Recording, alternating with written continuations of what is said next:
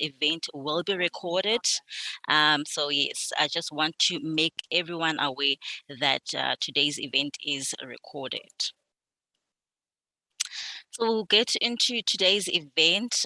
Before we get into the event, we just want to set our house in order, the LIASA HELIG Free State branch.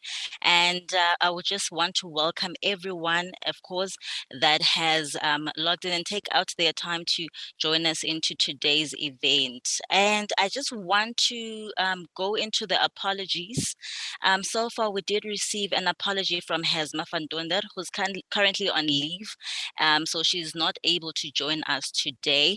I do not know if Anna-Marie, there are any apologies that you have received. Yes, thank you. There's one apology from Rhonda Besaidenout and also one from Betty Eister. Okay. That's all that I received. Okay. Any other apologies, colleagues, that you've been made aware of? Okay, so Anna-Marie, I hope that you have noted all the apologies that we have received. Yes, thanks, I have. Okay, well, moving along, any personalia? I know there were birthdays and celebrations since the last time that we met. Anyone wants to share?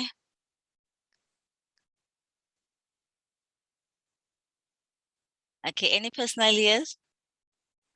Okay, I know that it is somebody's birthday today. Oh my God, Khadebe, I think she is in CUT. I don't know if she's joining us in the meeting today. It is her birthday today, and we just want to say happy birthday to her. Any other personalities before we move? Okay, well, I would take it as if that is the only person that we have of the birthday for Uombakazi Khadebe. And I hope everyone did receive the agenda and the minutes, and we're just going to get into that now. I don't know if there's anything that you would want to add into the agenda.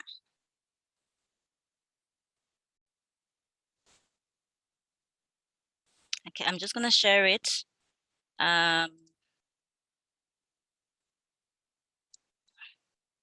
Okay. Okay, so here's the agenda. I don't know if there's anything that is rising that you would want us to add into the agenda. Okay, then I take it that we are going to adopt this agenda.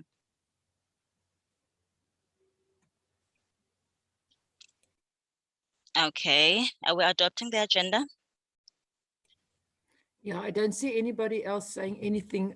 But Collie, those are the minutes of the previous one that you're Oh, displaying. It's not the agenda. So if you can just, I can also display if you want, but those were the minutes.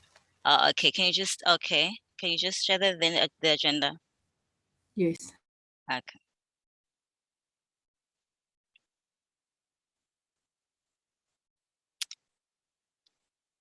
Okay, so, okay.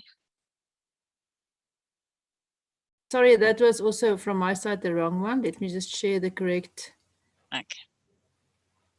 It's this one. No, that's the minutes. Where is my agenda? Hang on. I'm not ready to display the agenda. I made some. Let me just quickly. Okay, let me just see. I think I should be on the agenda. Okay, so here's an agenda. I don't know if everyone sees the agenda. Yes, thanks. That's the right Okay. one. Okay. Okay, here's the agenda.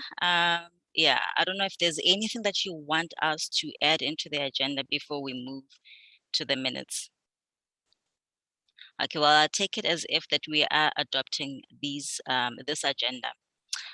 Okay, moving into the last meeting that we had. I hope that you also received and went through to the minutes. I'm just also going to share that. I'm sharing them, Kulelwa. Oh, okay. Thank you very much. So that is page 1. Okay.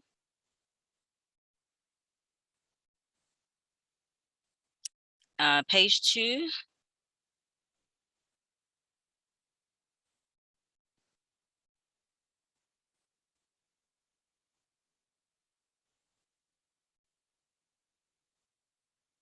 Okay. I think that is the last page. Okay. So do we say that these minutes were the true reflection of the last meeting that we had?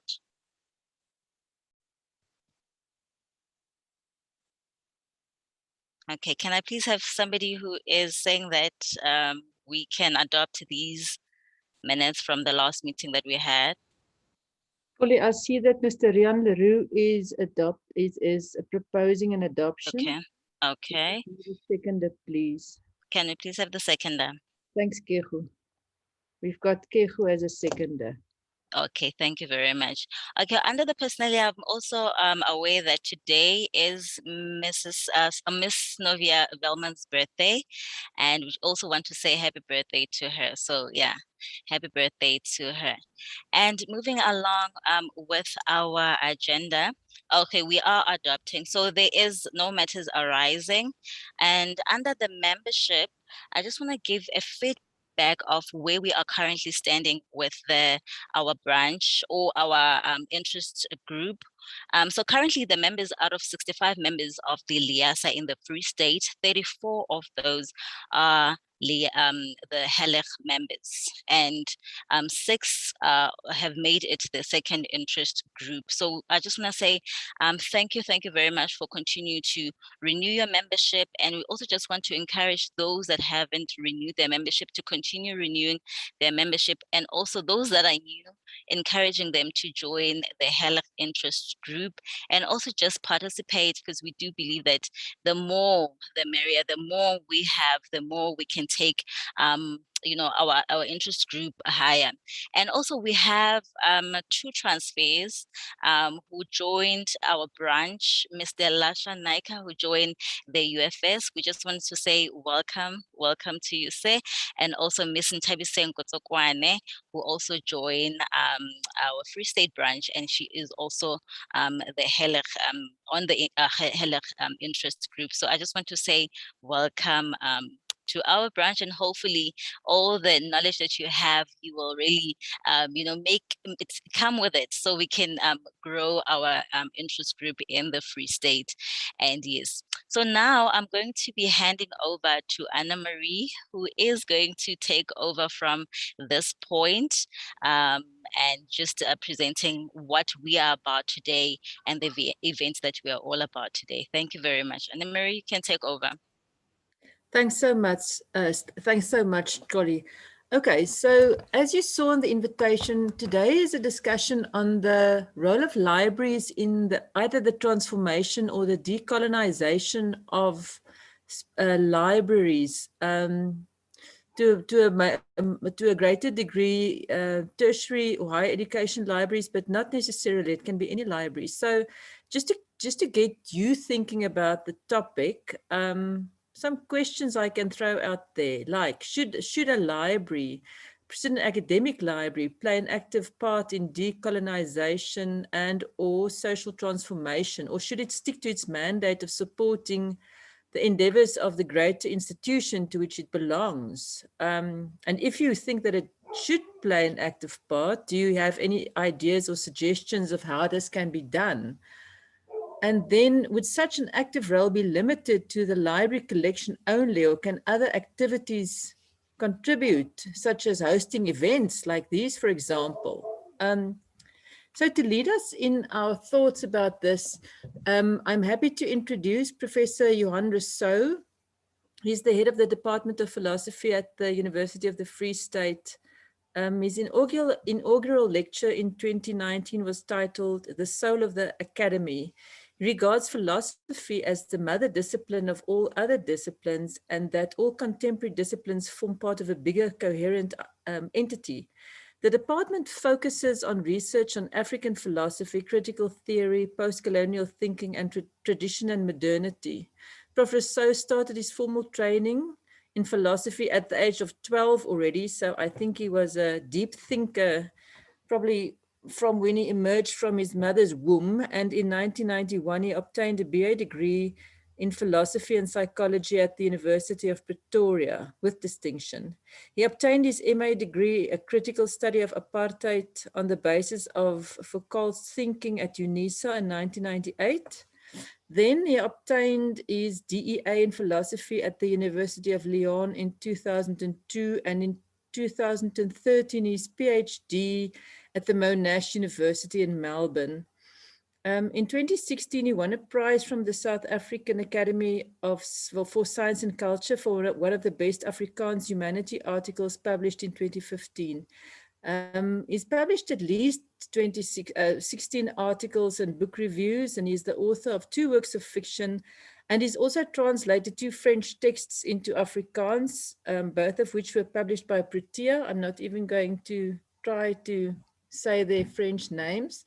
So I'm going to give Professor Rousseau a chance to give us his thoughts on this. When he's finished, we'll give a chance for people to ask questions before we move on to the second speaker. So Prof. Rousseau, if you'd like to share your screen or put on your video or whatever you feel comfortable with, the floor is yours.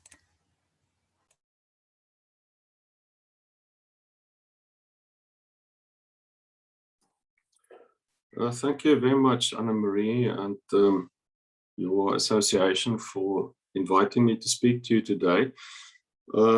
First of all, I just hope that where I'm sitting, I've already heard some dogs barking in somebody's background, that my own dogs will behave.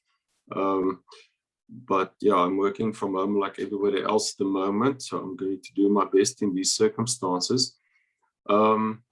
Then I think the second thing I should perhaps just say in advance, I obviously do speak first and foremost here as a philosopher.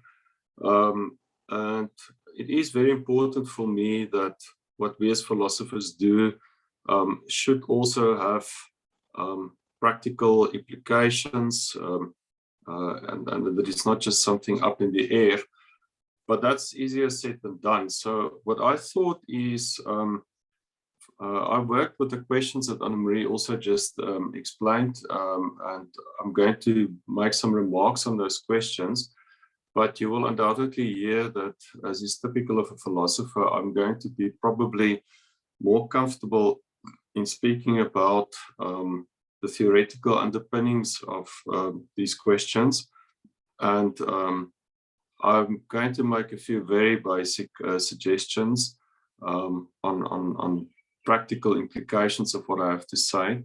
But hopefully what I have to say about the theoretical underpinnings will help a little bit to focus the discussion on the practical.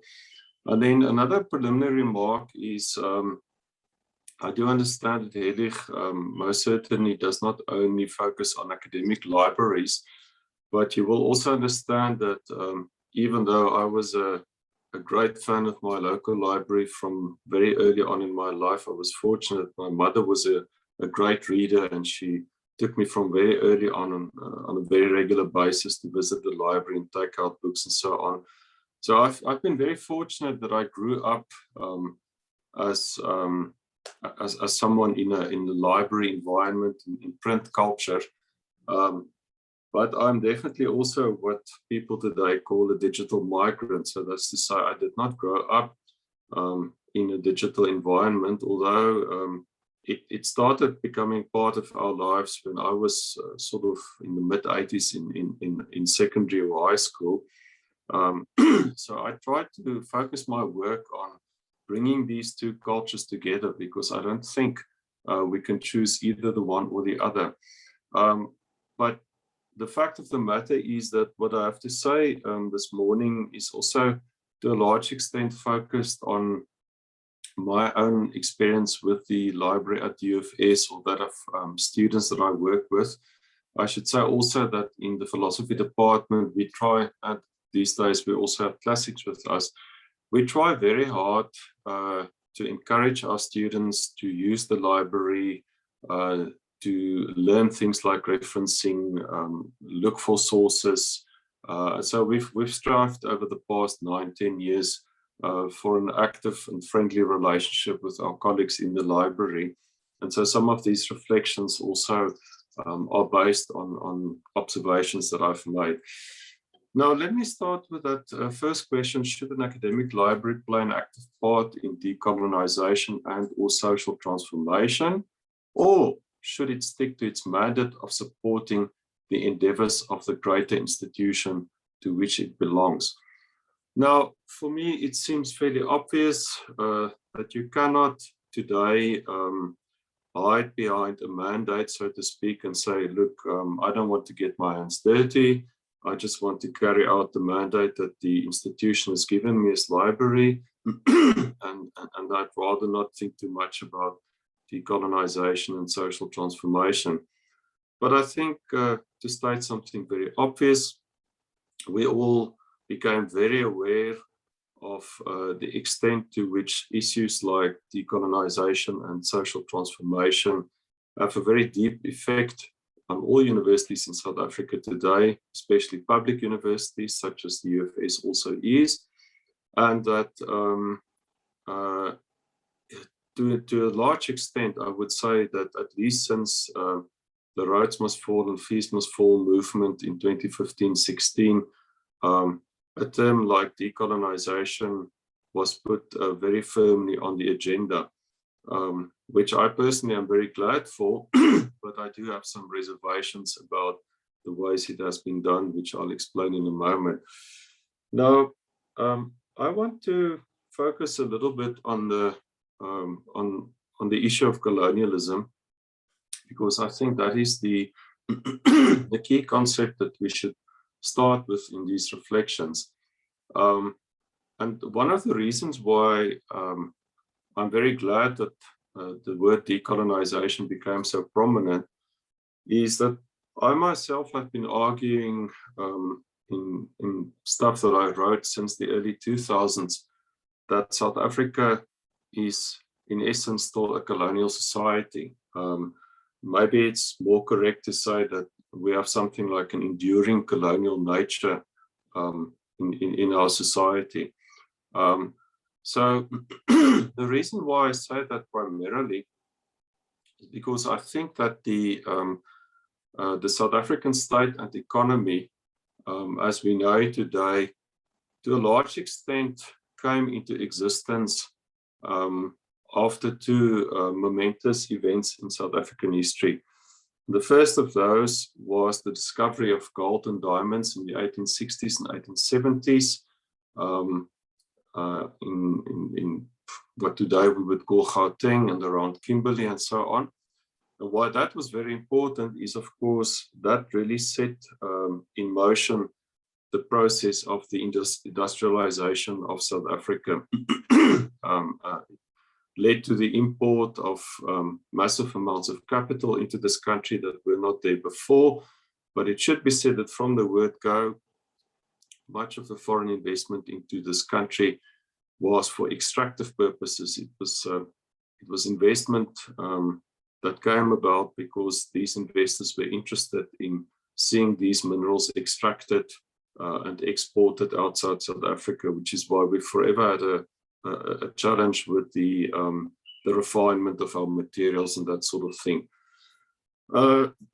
Then I think the second momentous event that laid the colonial foundations, or should I say perhaps not laid them, but deeply entrenched them in South Africa, was the establishment of the so-called Union of South Africa in 1910. And I'm sure most of you would know that history. In essence, after the South African War, also known as the Anglo-Boer War, 1899-1992, the two former Boer republics were basically destroyed and subjected to British colonial rule. And representatives of the Afrikaner community up until 1910 in negotiations with the British Empire essentially made a pact with the British that they would serve as their proxies in South Africa in exchange for being included in economic production. And eventually, this, of course, then led to an anti-colonial struggle. And this is what makes South Africa so interesting. is that we've had not one, but two anti-colonial struggles. Of course, I refer to the foundation of the ANC in 1912 and then the National Party in 1914 by people who felt disenchanted, discontent with the Union of South Africa. And it should be said that the Union of South Africa led to the establishment of a unitary state that entrenched this colonial industrial economy, and that from the word go never sought the input of the majority of South Africans. And I think that's very important because the South African state has, from its inception in 1910 up until today, forever had a problem with legitimacy. So, and I think one of the obvious characteristics or aspects of that issue of legitimacy is, for example, that according to modern state theory, a very basic responsibility of the state is to protect the security of its citizens, and the South African state has forever had issues to do that, and I think it's become a very widespread issue, especially since 1994. As you know, we have one of the highest rates of local protests anywhere in the world. Now, I just want to mention, I've made a list of about 10 plus enduring colonial characteristics of South African society. I'm not going to speak about all of them, I'm just going to give you a few examples. One of them is that the model of excellence in South Africa is forever sought outside the country. So between 1910 and 1948, the model of excellence by the ruling British faction of the country was sought in London. Then between 1948 and 1994, when the National Party ran the country, their model of excellence was essentially the Western world, epitomized, I guess, by London and Washington. And then since 1994, the ANC chopped and changed a little bit and the external model, but they today look especially to China as the model of what should be done. So I don't think that there's nothing wrong, of course, with learning from other examples, but I think the way it's been done from 1910 up until today, unfortunately, to a large extent disregards the indigenous and our own indigenous knowledge, experience, and so on. Another enduring colonial characteristic is, for example, that transport and communication networks in this country were established. Transport, if we think about something like the railway lines, and the road system of this country was developed similarly to the grid of transport lines of the railway sector. The transport sector in this country was essentially established to link the industrial centers and the areas of traditional white settlement to each other. And that is why our metropoles still have an outsized influence in this country. None of that has changed. Then another example, the communication networks essentially established also to link these centers. And the main investors in communication, besides the state, of course, has been private interest representing the middle and higher classes of this country. Then I think the issue of language is very important.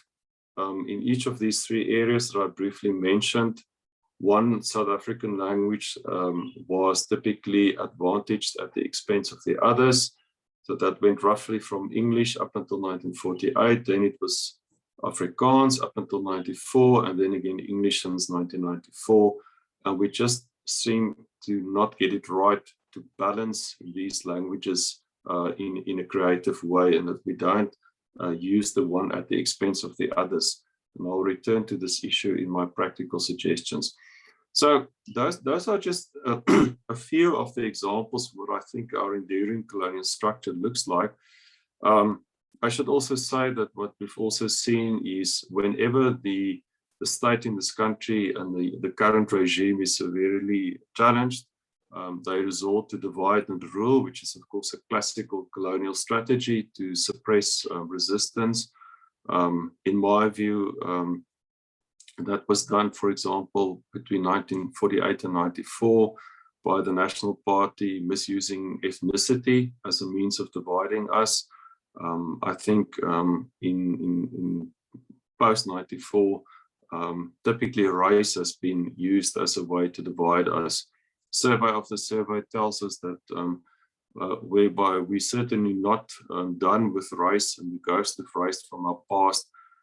It is for most South Africans very low on the list of pressing issues. Most people want jobs, they want a middle-class life, they want personal dignity and that sort of thing. So then there's another aspect of colonization that I want to refer to, and for lack of a better term, I'm going to speak about audiovisual / digital colonization. So what I want to speak of here is, I just first want to refer to, I think, a very insightful distinction that one of my mentors makes, who's also worked closely with the National Library in France. It's a French philosopher called Régis Debray, D-E-B-R-A-Y is how you spell his surname.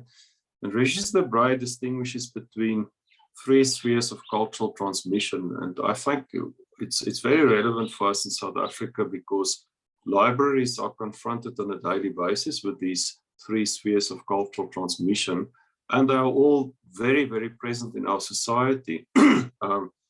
Now, Debray speaks here of these 3 cultural spheres. The first one is the so-called Logosphere, and that is, okay, he speaks here from a European perspective, but I'll bring it home in a moment. When he says in European history, roughly from when the Greeks in about 700 before Christ adopted the alphabet, up until we could say roughly 1450, when Johannes Gutenberg started working with movable type and the printing press, a lot of cultural transmission happened in an oral way. Some of it obviously also with handwriting and so on. And then you go into what he calls the graphosphere from about 1450 to, let's say, 1950, when the printing press changed our world forever. And so much of the cultural transmission happened predominantly through the printed word. And then since about the mid-20th century, we've moved into what he calls the video sphere, when the audio-visual becomes so important. Just an interesting statistic I was told already a few years ago by ICT services at the UFS, and I don't think this has changed much. 95%, 96% of internet traffic at the University of the Free State is actually YouTube. Now, YouTube, we all know, and I see it with my son who's 14 years old, YouTube is to an extent the encyclopedia of our youth. But when I grew up, my mother taught me paper is patient, don't believe everything you read. I think it's even a much bigger issue with the audio-visual. You just can't believe everything you see. And then we've seen in the past 10 years plus how all of these spheres have been linked in a way we've never seen in human history with digital platforms, digital technologies, and so on. And I think what we are seeing at the moment is there is the digital is, of course, a form of recording technology, memory technology, if you like, in the same way that you could, in an oral culture, memorize a story that your mother or your grandfather told you, and you retell the story to your children and your grandchildren, and you would have a certain authority as the storyteller. That authority is essentially destroyed by printing culture. Printing culture is really the era of the intellectuals and the scientists as sort of the cultural figures of authority. And then when we go into the audiovisual today, undoubtedly, I as an intellectual is going to lose the contest against the so-called Instagram influencers. I've already got a grey beard. I don't have nice abs to show you on the screen, and I will spare you that side. But I think you get the gist of what I say, is that in the audiovisual era, and then lately the digital, it's visual, it's tactile in a way print culture never was. And I think a very, very worrying thing for all of us today should be the fact that a lot of cultural transmission today, knowledge transmission, has actually been automatized. And what I mean with that is we have massive private companies, like Google is, of course, one of the better known ones. Facebook is another one. These digital or massive digital companies, or information companies, if you like, harvest data, information, and knowledge. And they use algorithms where, to a large extent, what is repeated the most becomes normative. And then this in turn leads to the fact that, in a sense, if you want, the largest common denominator becomes determinant. That comes to be seen as knowledge, which is why we have to read in the media regular updates on Meghan and Harry, or the Kardashians, or whatever, whereas we have much more serious issues to contend with in the world today, such as the ecological crisis, and so on and so forth. But what is very, very important about these algorithms as it's exploited by these private companies is, A, they are not currently properly regulated under state jurisdictions. There's obviously efforts afoot to do that. And secondly, very, very important, these forms of cultural transmission that are automated essentially aims at shaping user behavior. This is a very, very important thing. Those of you who have children of school-going age will know it is forever a struggle to get your young people, your youngsters, to take what they learn in school seriously, and to take older traditions seriously. Every time I see a student at the UFS sitting there, taking a photo of themselves and sharing it on Instagram, I'm not saying young people shouldn't have fun and whatever, but it's as if that sort of concept of the self has become very, very important at the expense of so much else. And there was, for those of you who follow these things, there was very recently a very telling example where the American singer Britney Spears went to court to fight for the end of the so-called conservatorship that she's been put under by her father.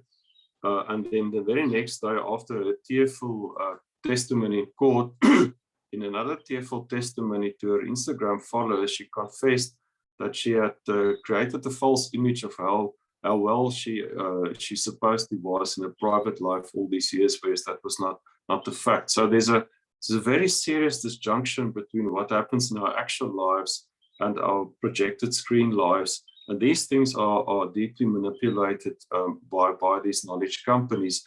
And we should not for a moment underestimate, I think, how they are deeply threatening to the authority of libraries. And I think this is an absolutely key point. So to close off this first, before I go to a couple of practical suggestions, I think the issue of the authority of lecturers and the authority of librarians is something that should concern us very, very deeply in this discussion, because in the first place, we sit in South Africa with this enduring colonial legacy, which makes it very, very difficult for us as lecturers, for example, to engage in a non-colonial way with our students. That for us, every year in philosophy, our first major challenge is to let our students understand the knowledge that they bring to the UFS, even if they haven't had philosophy as a school subject or classics. They already have very interesting philosophical ideas based on their own life experiences. And the moment we manage to make that link, we manage to also legitimate our academic authority as dialogical, contributive, and not at all the other colonial model where the professor knows supposedly everything and the student sits there with an empty hand into which we pack the knowledge. Paulo Freire memorably described it. At the same time, libraries, I think it's no secret, libraries in South Africa were really established from the period of British colonization. The universities, initially also such as the University of Cape Town, was very much part of a British colonial endeavor in South Africa.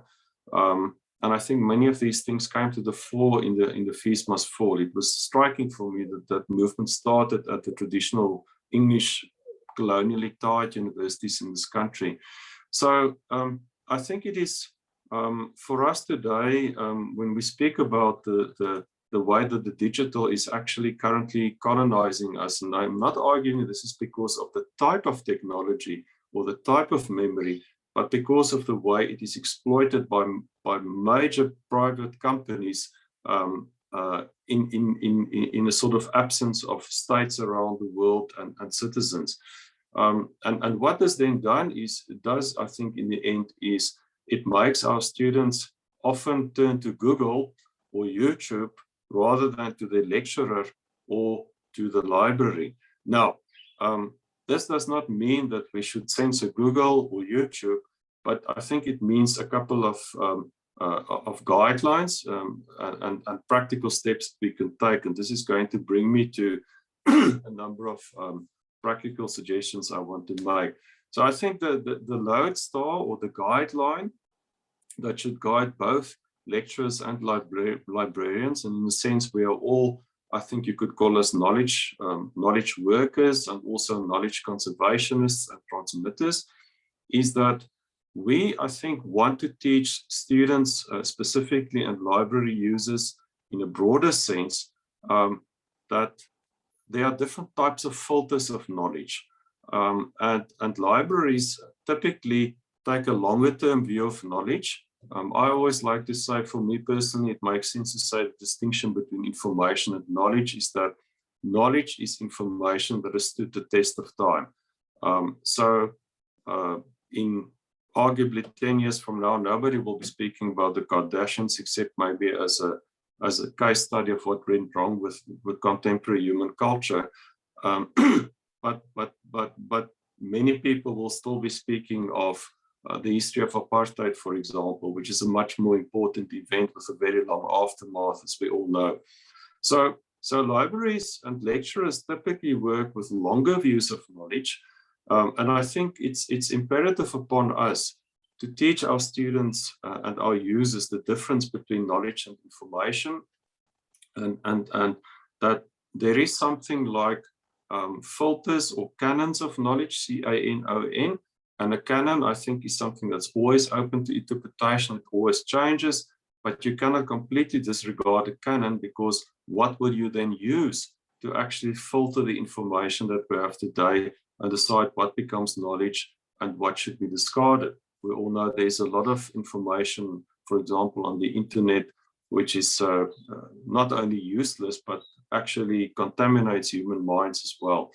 I can think here of a statistic. In the early days of the internet, I was told that 80% of the use is pornography. I don't know where that figure sits today. Then I think, so if we can teach library users and students the value of a canon and of knowledge filters, then hopefully they can also make more intelligent use of a resource like Google or YouTube or any other knowledge platform that we can think of today. Then I think the second thing here, and maybe I'm thinking here more of a university environment, but I would imagine it also does go for the broader society. I think it's absolutely incumbent upon lecturers and librarians that we think creatively, how can we mediate between all the languages of our country, which is such a wonderful resource that we have. How do we mediate between those languages and the English language? For me, the English language, I'm very, very glad that I've got access to it. We all know it opens an enormous world for us. But I sometimes get very, very despondent when I speak to university managers who think English equals internationalization. French is my third language. I pick up an enormous amount of things that I never pick up in the English language. And likewise, in engaging with students, asking them how they translate various concepts of philosophy into their languages, using, for example, multilingual discussion groups in our tutorials, that sort of thing. So I would think that's just a guideline. The active promotion of our indigenous languages, indigenous language publications, the literature that we have, there's, to my best knowledge, quite a rich literature in Sesotho, for example, here in the Free State. But how many students know it? How many students know today that the largest newspaper in this country is an isiZulu newspaper? So I think that sort of thing we can make students much more aware of. Also maybe signage in libraries to so as much as possible make signage available in the local provincial official languages. And then I think a third thing, it's obviously obvious for, I would imagine, especially my colleagues at the UFS library, the all-important training on library use. My concern is, and I know it's very difficult to do this, but I often feel that library training for students at the UFS is seen by students as a hurdle they must overcome. It's just one of those things they've got to tick off very early on in their first year. And the question remains for me, how can we make libraries attractive places for our students? And how can we, for example, by using a discussion group as a lecturer, taking the students on a tour of the library and in a more maybe challenging or even fun way, get them to engage with the various resources of the library. Because I often think, because our students come to the university often from a weak public schooling system, and they also come there with challenges of using English as an academic language, and they come from an audiovisual culture. They are digital natives, as it is said these days. They often come to the library literally not seeing what is at their fingertips. And they are, yeah, as I said, I approach a library from the way I was raised in using a library from very early on. So I know as a digital migrant where to go and look in the library for the more traditional sources. And I'm a technophile. I love new technologies and I can look at the new ones as well. But to get that balance right for students, I think is a huge challenge. Maybe just a last practical suggestion. I was also asked whether this active role of a library in decolonization should be limited to the library collection, or can other activities also contribute, such as hosting events? My answer is yes, yes, yes.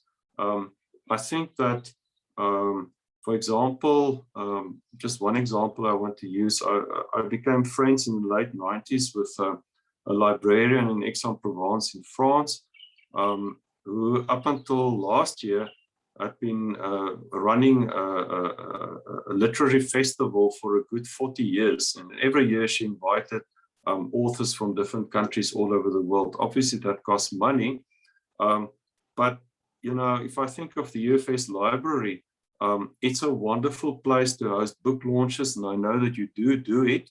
But I would so much want us to also, when of our great South African writers release books, why should they go to exclusive books to launch their books? Let's take them to the library, and let's also challenge these authors to prepare for a student audience. And how are you going to excite students about the book that you just published? And yes, by all means, I think libraries should be places not only of book launches, but also of the exchange of ideas and debate.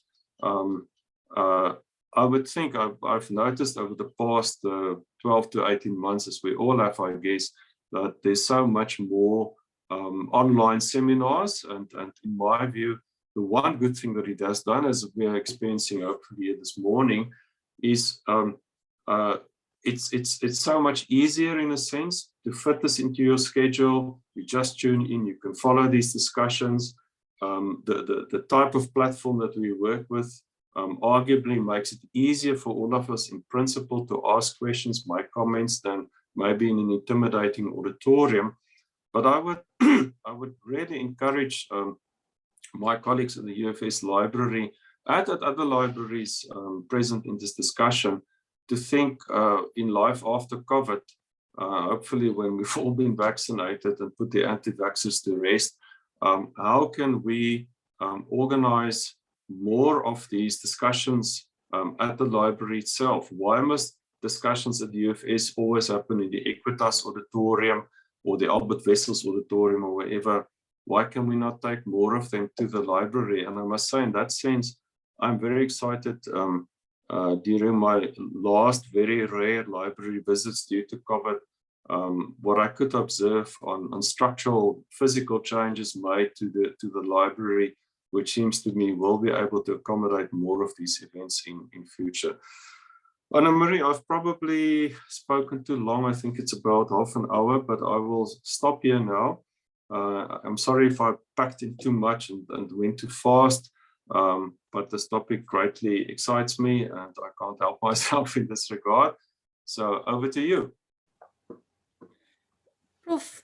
Rousseau, all I can say is thank you very much. I'm speaking for myself, but maybe for other people also. We go through life and we hear about words, and you listen to the narrative that's shaped by the dominant narrative, and you sort of hear things, but you don't always think about things. We don't take time to think about things. I mean, it's COVID and the kids have to be homeschooled and all sorts of stuff has to happen at work, and then you don't take time to think. And I think what you did this morning was to just let us think a bit about what it means. We hear colonialization and we forget that it started a long time ago in South Africa, and we forget the impact that it has on language and on all sorts of things. So thank you in any case also for the practical guidelines that helps us as librarians a lot. So thank you for this. Colleagues, I'm going to open the floor. If anybody has any questions for Professor Rousseau, you're either welcome to just unmute yourself and talk, or you can ask it in the comment box. I see my colleague Jeanette says indeed that we want to host more colleagues. She's the director of the UFS Library Services. So she fully supports your idea that we have lots and lots of more discussions in the library itself.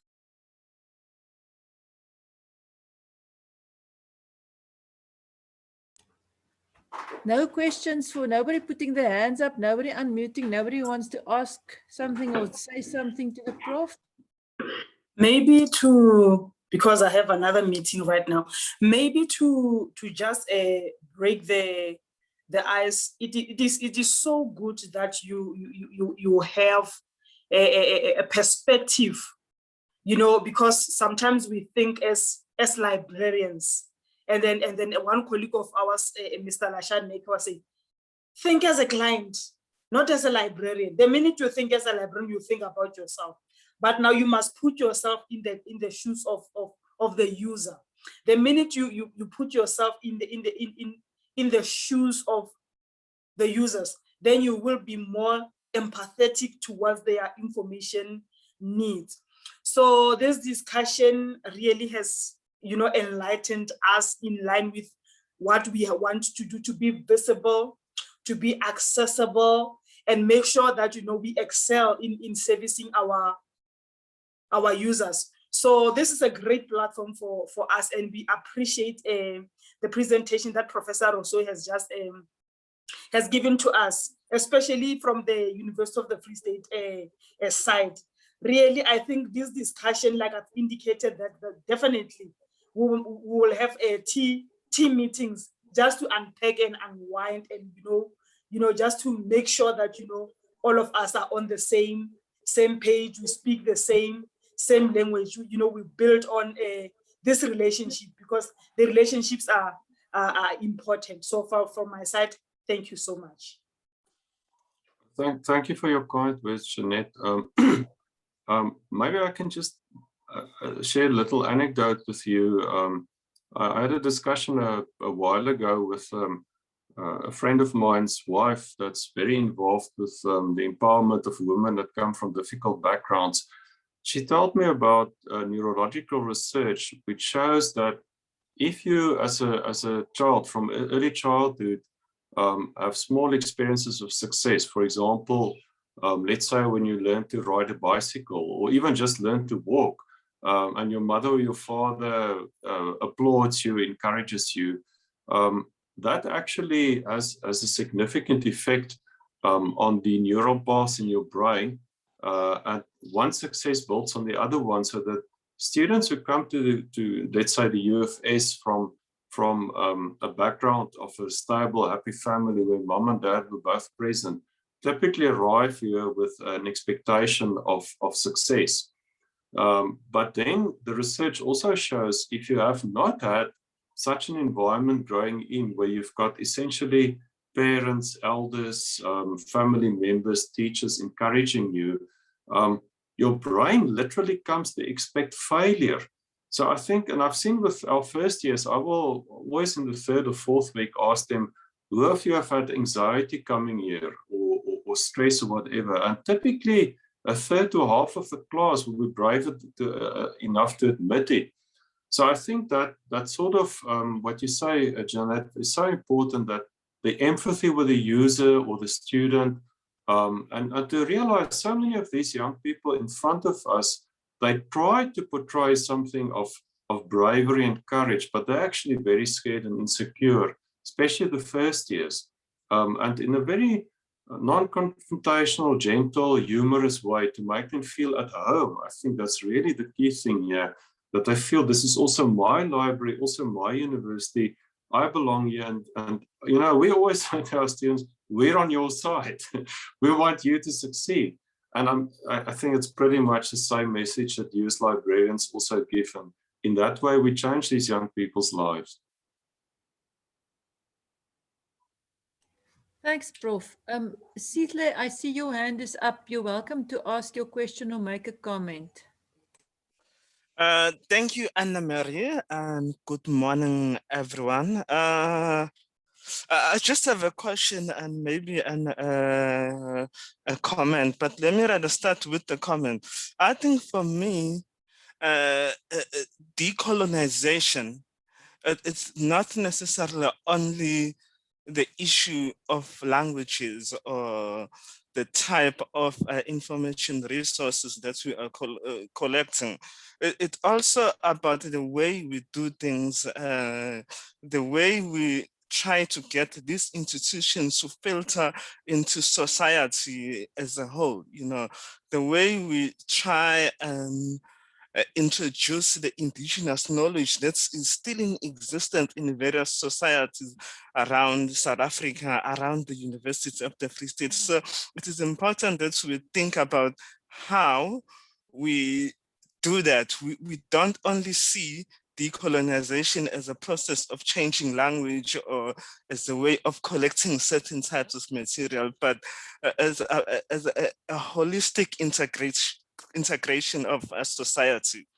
And with that said, I think my question goes to what Prof. Rousseau said regarding students treating library training as a textbook exercise very early in their academic career, in their first years and so on.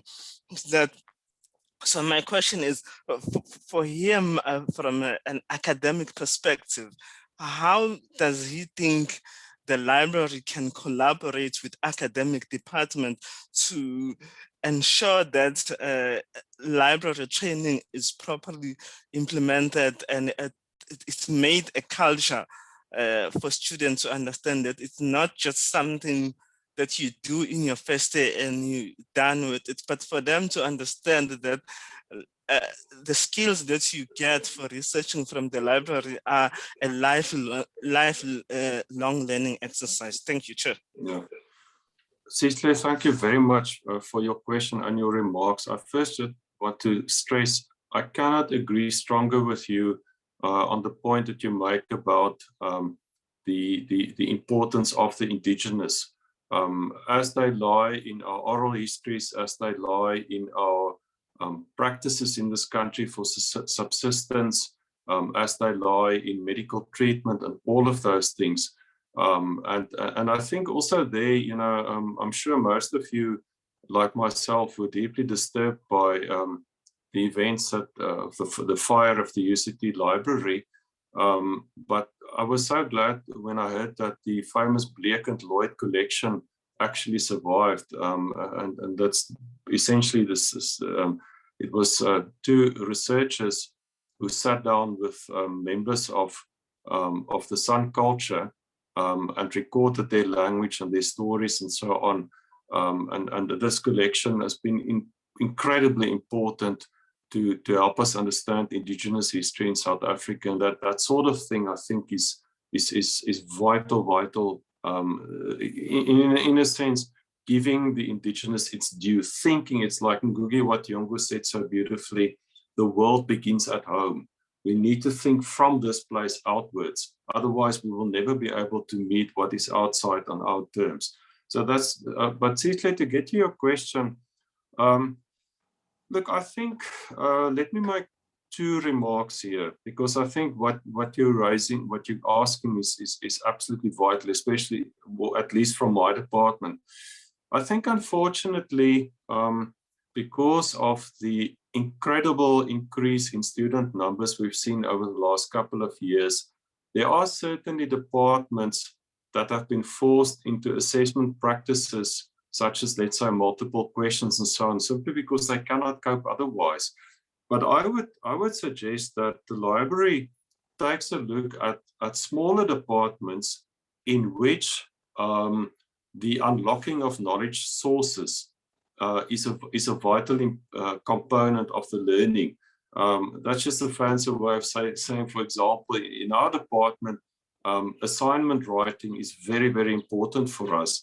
And there I would say, as soon as conditions allow it, I would suggest to the library, why don't you invite a couple of smaller departments from the humanities? Because I can tell you, it's a standing worry for us that our students, because they don't have these basic skills for the writing, academic writing and reading, the temptation of plagiarism is always there. We don't want to take a punitive approach to this. We actually want to address the students' fears and their dearth of knowledge with these things through concrete practices where they can train at it.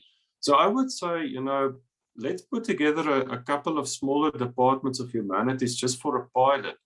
And let's meet up and think, well, what can we as lecturers do to, you know, I would say, you know, let's say we give in philosophy our students an assignment.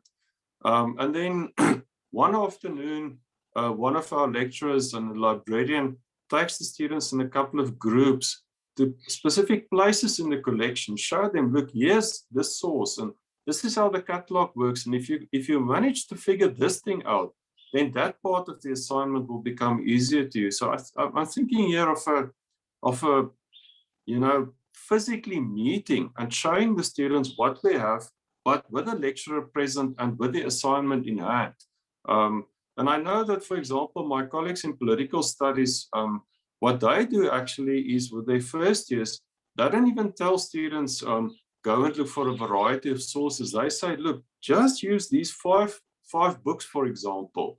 And I think that's actually not a bad idea, because students often don't even understand what it means to locate a book and how do you work with that book? How do you open it up? How do you find the relevant passages in the book? How do you cite it and that kind of thing?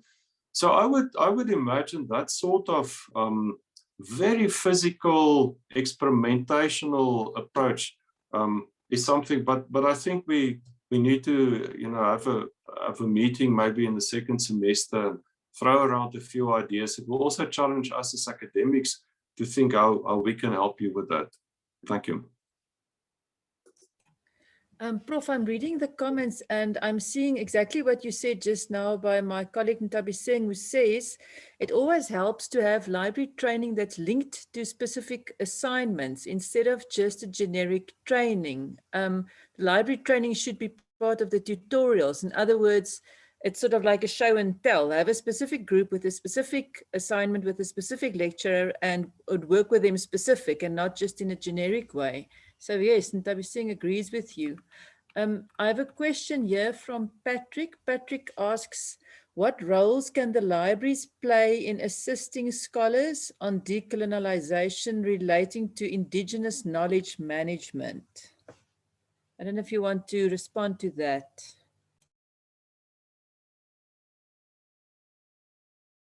Just unmute my, oh, there the dogs now go. Yeah, look, I think indigenous knowledge management, first of all, it's in principle something that I feel very strongly about, but I would by no means call myself an expert in the field, because I think it involves things like specialized archival techniques, special ways of unlocking collections and that sort of thing. But I think at the very least, what we can do is from, let me just say from an academic perspective first, we try in the philosophy department very hard to make our students understand what ideas shaped the South Africa and the world that we live in today, regardless of where they come from, but if they had an impact here, and also how to critique these ideas and how to do it in a comparative way. And I would imagine a similar logic is one that one could follow with indigenous knowledge management.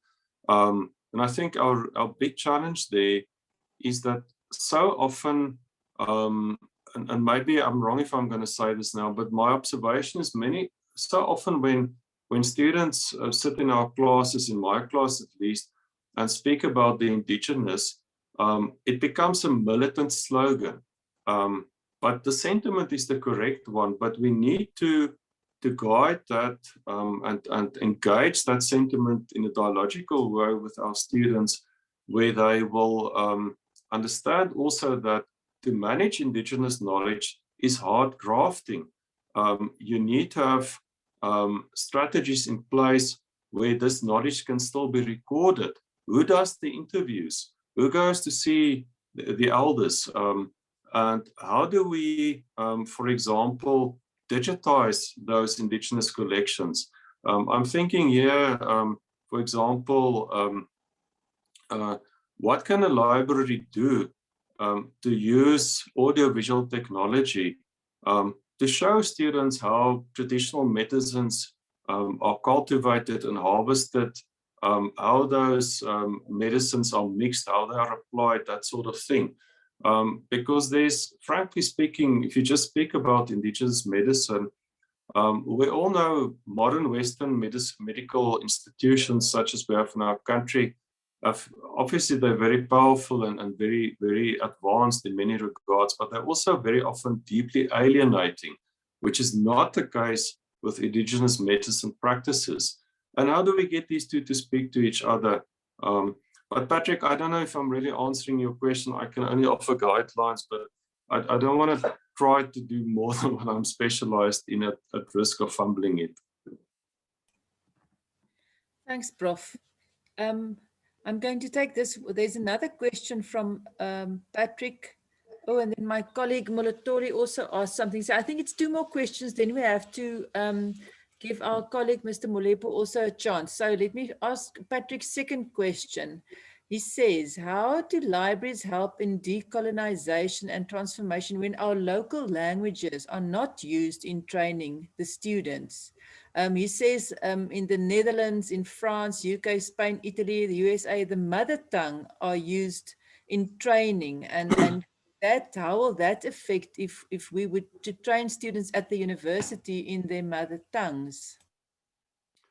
Yeah, and I also see the question on what is my view on open educational resources as one of the strategies to advance knowledge. So Anne-Marie, for the sake of time and to allow your second speaker also enough time, I'm going to take these two questions together. Patrick, I think the first thing just to say, it's just to demonstrate the challenge that we're up against. When Prof. Alice van Wyk was still at the UFS, she one day told me about the research that was done at the UFS, which showed that a student who arrives at the UFS who went to a mother tongue school, whatever mother tongue that was, would arrive at the UFS with an English vocabulary of about 20,000 words. A student who went to a non-mother tongue school would arrive with an English vocabulary of between 3,000 and 8,000 words. So that is a shocking statistic, because it just shows us the added challenge that students from non-mother tongue schools have to face when they start with their studies here. Now, to get to the solution side of it, Patrick, I think there, again, at very least, the library should consider entering into a discussion with people from language departments at the UFS. And I would also certainly include my colleagues of the English department. Many of them have strong views on decolonization and the role of indigenous languages. And again, just like I said with the suggestion for maybe using an assignment as a springboard to teach students how to use the library, let's get the languages departments and our African languages obviously as well, and scholars from other humanities departments who have strong views on this, to think what can we concretely do. I mean, one of the things I would suggest is just purely based from the experience that we've had in philosophy with the multilingual tutorial. So what we'll do, we'll in the first semester, we try to expand this into the second semester, but it's a lot of work and time. So you build up a list of keywords, a glossary of key terms for your subject, let's say 100 words or so. You make them available in Afrikaans, English, Sesotho, and isiZulu, and those latter two languages, because according to the higher education policy documents, those two languages should also form part of the UFS's responsibility across its 3 campuses to do terminology development in. So yeah, you might, and we also know that students from the Nguni and Sesotho language groups, if they have at least one of those languages available to them, it greatly helps them in their mother tongue or their first or home language, however you want to phrase it. And then we give students in the tutorial, we give them the discussion question in those 4 languages, and we encourage them to sit in a discussion group of up to 5 participants in the language group of their choice.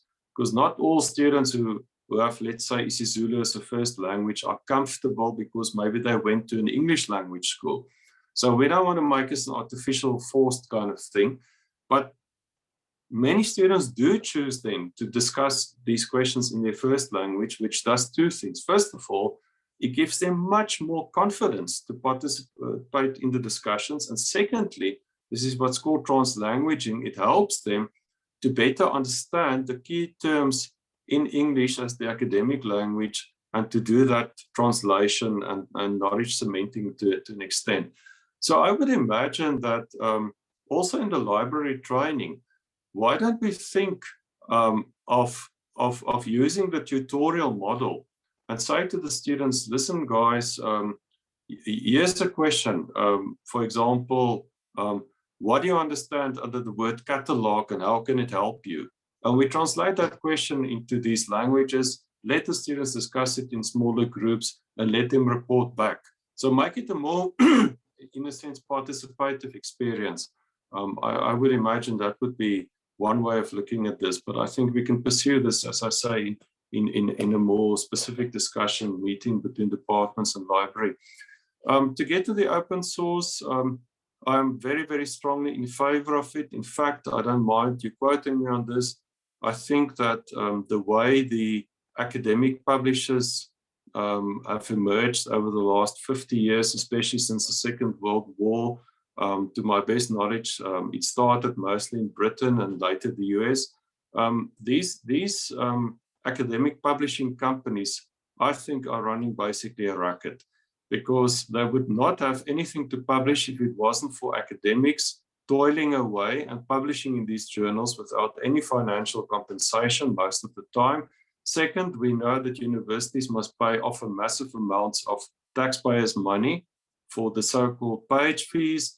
And third, we know that on top of that, these publishers have the audacity to make libraries pay exorbitant subscription rates. And for us at a poor university like the UFS, struggling with the rand-dollar exchange rate and all these things, it actually debilitates our ability to access this knowledge. So I think the open source movement is extremely important. In fact, to go back to Cicely's comments as well, Cicely, I would think the open source movement is something that we could use to advance the decolonial agenda, purely because why should we have these academic publishers colonize us and force us to take our hard-earned capital to support their publishing rackets? And therefore, let's rather encourage our academics and our students to publish in these open source publications, and obviously also to use them. So anything we can do to strengthen that, but I think also that probably needs a national, countrywide, concerted collaboration between our public and university libraries, and also with international alliances. You know, you can't take on these powerful academic publishing groups if you divide it, then they're going to rule us again. Thank you, Prof. Rousseau, for everything this morning. This, as I said, we go through life and we don't think about stuff, but you need somebody to just stir the pot a bit and stir our brains a bit and get our creative and our questioning juices flowing and thinking of what we can do and how to approach things and thinking differently on how to do things like library training. So Prof, if this was a real meeting, I would now be standing up next to you with a nice LIASA coffee mug, probably filled with chocolates and wrapped in cellophane. So here's my virtual coffee cup with cellophane. And thank you very much for your time this morning. Colleagues, unfortunately, the Prof needs to leave us. He's got other commitments, but I think I speak for all of us if we say that we really enjoyed listening to you, and we can actually probably do this for the whole morning. But anyway, so thank you very much for your time. It's a huge pleasure. I'm sorry that I have to leave, but I hope if we have a follow-up discussion between humanities academics and the library, you can then give me the mark, and I wish you all the best for the rest of your deliberations this morning, but please excuse me now. Thanks, Prof. Colleagues, it's now my pleasure to introduce you to a colleague at the UFS, Mr. Matlaga Molepu. He's an information librarian with us at the UFS. He holds a Master of Information Science degree and is currently registered for a PhD in Information Science.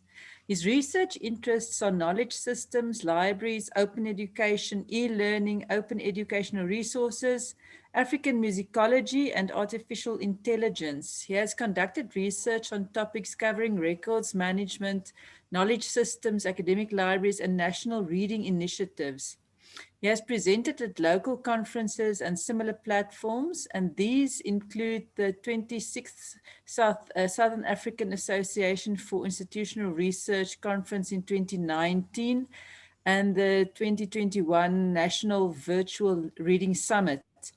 His latest research publication is titled Mino Wabana as a Determinant of Reading Recorded Knowledge Among Rural Teenagers in Gamolepo, South Africa. That article makes a contribution to South African national reading interventions by recommending that policymakers in arts, culture, and heritage, such as library and information services, should consider the importance of music in the early development of rural teenagers. So my colleague, Mr. Molepu, please, the floor is yours. Thank you. Thank you, Anna Marie, for the introduction. So, as a way of introduction to this discussion, I just want to thank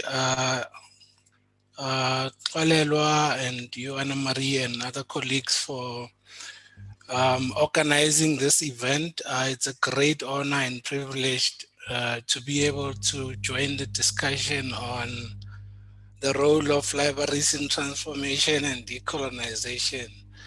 And allow me to also add an extension to this by saying if there is such a thing as the role of libraries in transformation and decolonization, and I'll demonstrate this later on. I've prepared this presentation so that colleagues will be able to follow the discussion on the screen as well as I carry on with my contribution today. I just want to start off by saying this is a very difficult conversation to have because it's not every day that we talk about, you know, concepts like transformation and decolonization in our libraries. This kind of conversations do not really feature much in our ordinary language as information workers. And I'm just grateful that today we are able to, you know, gather together and share our thoughts and ideas on this very difficult topic. So what I want to emphasize as a way of introduction is that my approach to the topic is really linked to my research interest, as Anna Maria has already alluded to. And it can be traced back to when I was doing my master's. So aspects of this topic, which is decolonization and transformation, are also featured in my my dissertation. So my approach today is to sort of locate this topic within the broader society as well as its knowledge systems. So it's purely a scholarly exercise on my part. It's a scholarly approach. I'm apolitical. I'm not linked to any sort of political formations. I don't have interest in politics as we know them in South Africa. So my contribution today is purely scholarly, and you might say it has an element of well, I know I work in a support department, but it has an element of an intellectual academic approach, so to speak. So my study, when I was doing my master's, really, it borrowed insight from a number of disciplines. And I'm grateful for the previous speaker, because I know he's in philosophy and so on. So my study as well borrowed insight from disciplines such as psychology, philosophy, sociology, amongst others. Now, I had difficulty, you know, trying to define the two concepts, transformation as well as decolonization, within the context of this discussion today. So I looked to the literature for some insight, for some definitions, and I came across this definition by the Merriam-Webster Online Dictionary, which defines transformation as an act or a process or it's just an instance in transforming or being transformed. So I went back and looked at, for example, in Northern Sesotho, if there is any equivalent to this kind of a definition. And I found a word that exists in our language in Northern Sotho, diphetogo or fetola se sengwe. The challenge, of course, being that if you were to translate transformation into Northern Sotho, there is a challenge of perhaps the concept losing its meaning. And then I also looked at the definition of decolonization. There are various definitions by different authors. I found this one by Delu and Hunt interesting. These two researchers belong to the discipline of geography. So their definition really critiques the term decolonization as we know it. And their critique really is based on an understanding that the term has been for a long time, even criticized by indigenous scholars. So since we are in South Africa, in Africa, we might say a lot of indigenous African scholars in various disciplines have criticized the term decolonization. And I thought about this, and I thought a more productive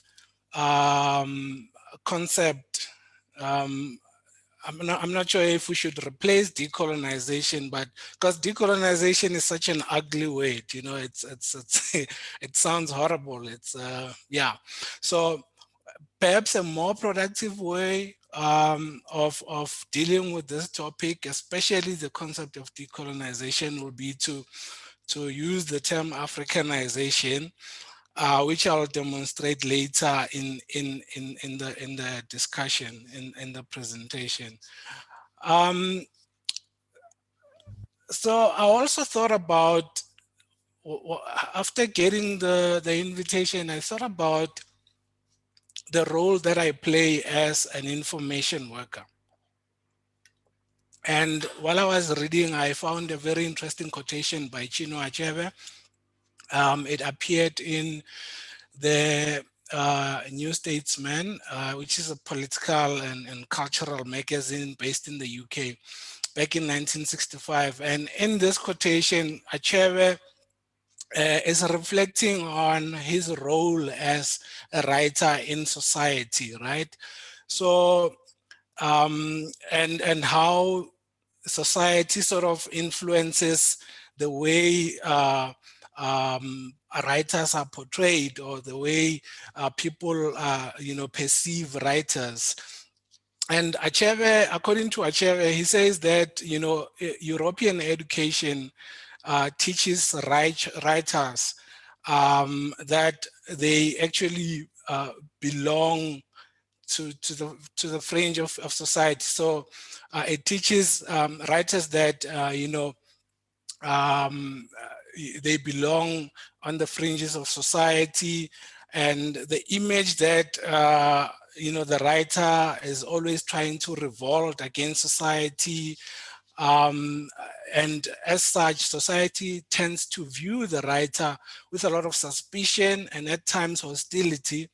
So in a way, they sort of relegate the writer to be someone that does not deserve to be in charge of anything in society. So I thought about this quotation, the kind of paradox that Chinua Achebe is reflecting on as a writer, and I put it side by side to my situation as an information worker. And I noted that library education in Africa sort of operates along the same lines as what Chinua Achebe is observing in this quotation. So for example, we know that library education teaches us as information workers to be obedient. The library it teaches us that the library is a place of silence, tranquility, and knowledge. So as such, we as information workers, we are then left with no choice but to be silent, to remain silent.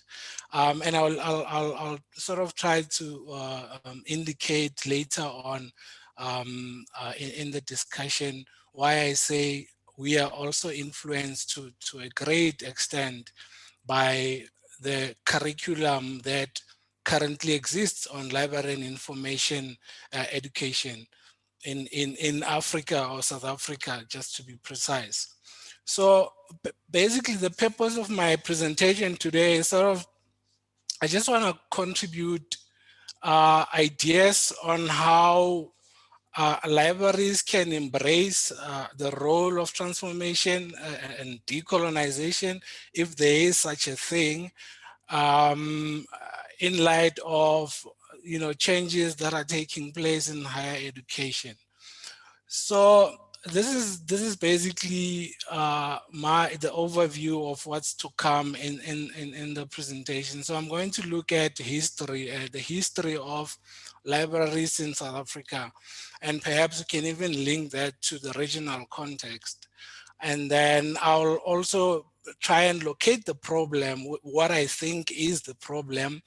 And because I'm approaching this from a scholarly perspective, not a political or anything else, I also sort of drafted a conceptual framework that I think might be helpful in creating perhaps a platform that we can use to sort of move forward with this topic of transformation and decolonization.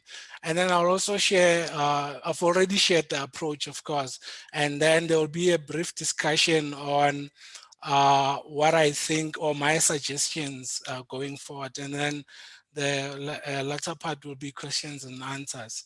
So now, I think it's important that we look at the history of the concept of libraries and sort of analyze in a chronological way the genealogy of the concept of libraries in Africa or in South Africa, and the way it's been used and formulated and legitimized in South Africa over time.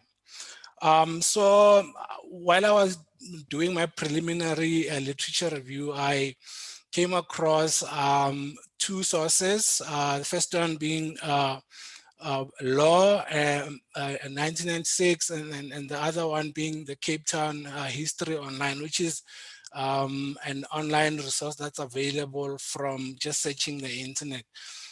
So if you look at the genealogy of in this case, just public libraries which were established, the first one that was established in 1818, you will note that there is a lot of emphasis on notable figures in the history of libraries. And in this particular case, the public library that was first established in the Cape Colony in 1822. So we know, for example, that Joachim Nicholas von Dezen, shared with the government of the time his private collection, and that was used subsequently to establish what was then known as the South African Public Library in 1822. And then there was the involvement of Governor Lord Charles Somerset in that as well, and also others like John Colsey. So there are other perspectives that say that, for example, this whole emphasis on certain notable figures tends to sort of shadow or overshadow other political and cultural contributions that were made to the library and information services sector in our country. And according to Dig 2007, he notes that in as much as there are notable figures that were responsible for establishing the first library in 1822, there are other political contributions that we should also try and look at and also connect then to the entire library and information services ecosystem. And we can also note from other researchers that initially in the public library sector back then in 1822, there was a period when there were lack of funds, and as a result, the first library that was established used an exclusive subscription model that sort of was focused on providing library and information services to the people that in the literature are often referred to as white settlers. who were middle class and educated, and very educated as well. So this kind of an analysis can then help us try and understand the genealogy of the concept of libraries in our country, because researchers in library and information science in Africa, African scholars such as Amadi, Alimna, and others have criticized the concept of libraries as we know it today for advancing a very elitist and European kind of an agenda that does not serve the majority of the people that were previously marginalized. So history really matters in this regard. We need to start there if we are going to identify the kind of role that libraries can play in transformation and decolonization, if there is such a thing, again. So the trajectory is very important. The historical trajectory is very important to do that. So before I get to how I located the problem, we know, for example, that in 1996,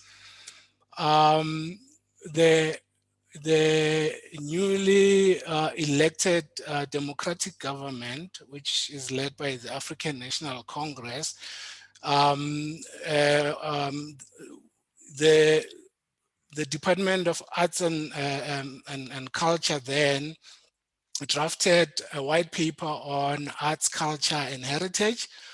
And in that document, they explicitly acknowledge our history, our very painful history of colonial conquest, and the marginalization of other indigenous knowledge systems, deliberately so.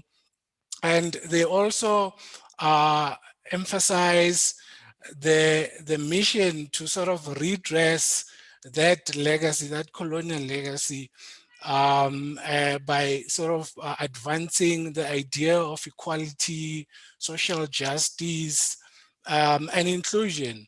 So because we had that in 1994, fast forward into 2021, there isn't much to be written home about transformation in our library and information services sector.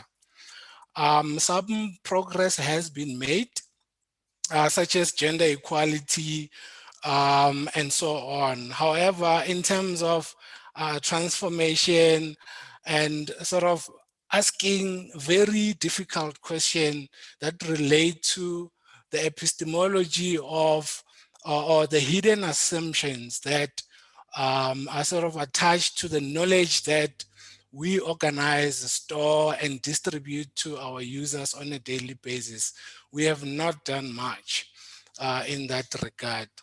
So when I was locating the problem, I thought about this. So there are a lot of gaps in African librarianship, and education and training is one of them. And because of the nature of the profession, which researchers such as Minishi Majanja have referred to as being foreign in a way.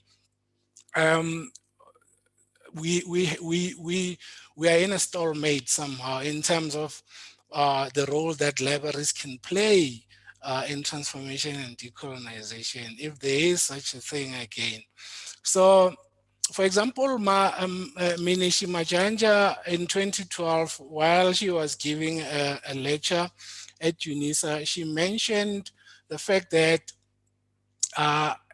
education and training, library education and training in Africa can be seen as a paradox of sorts. So,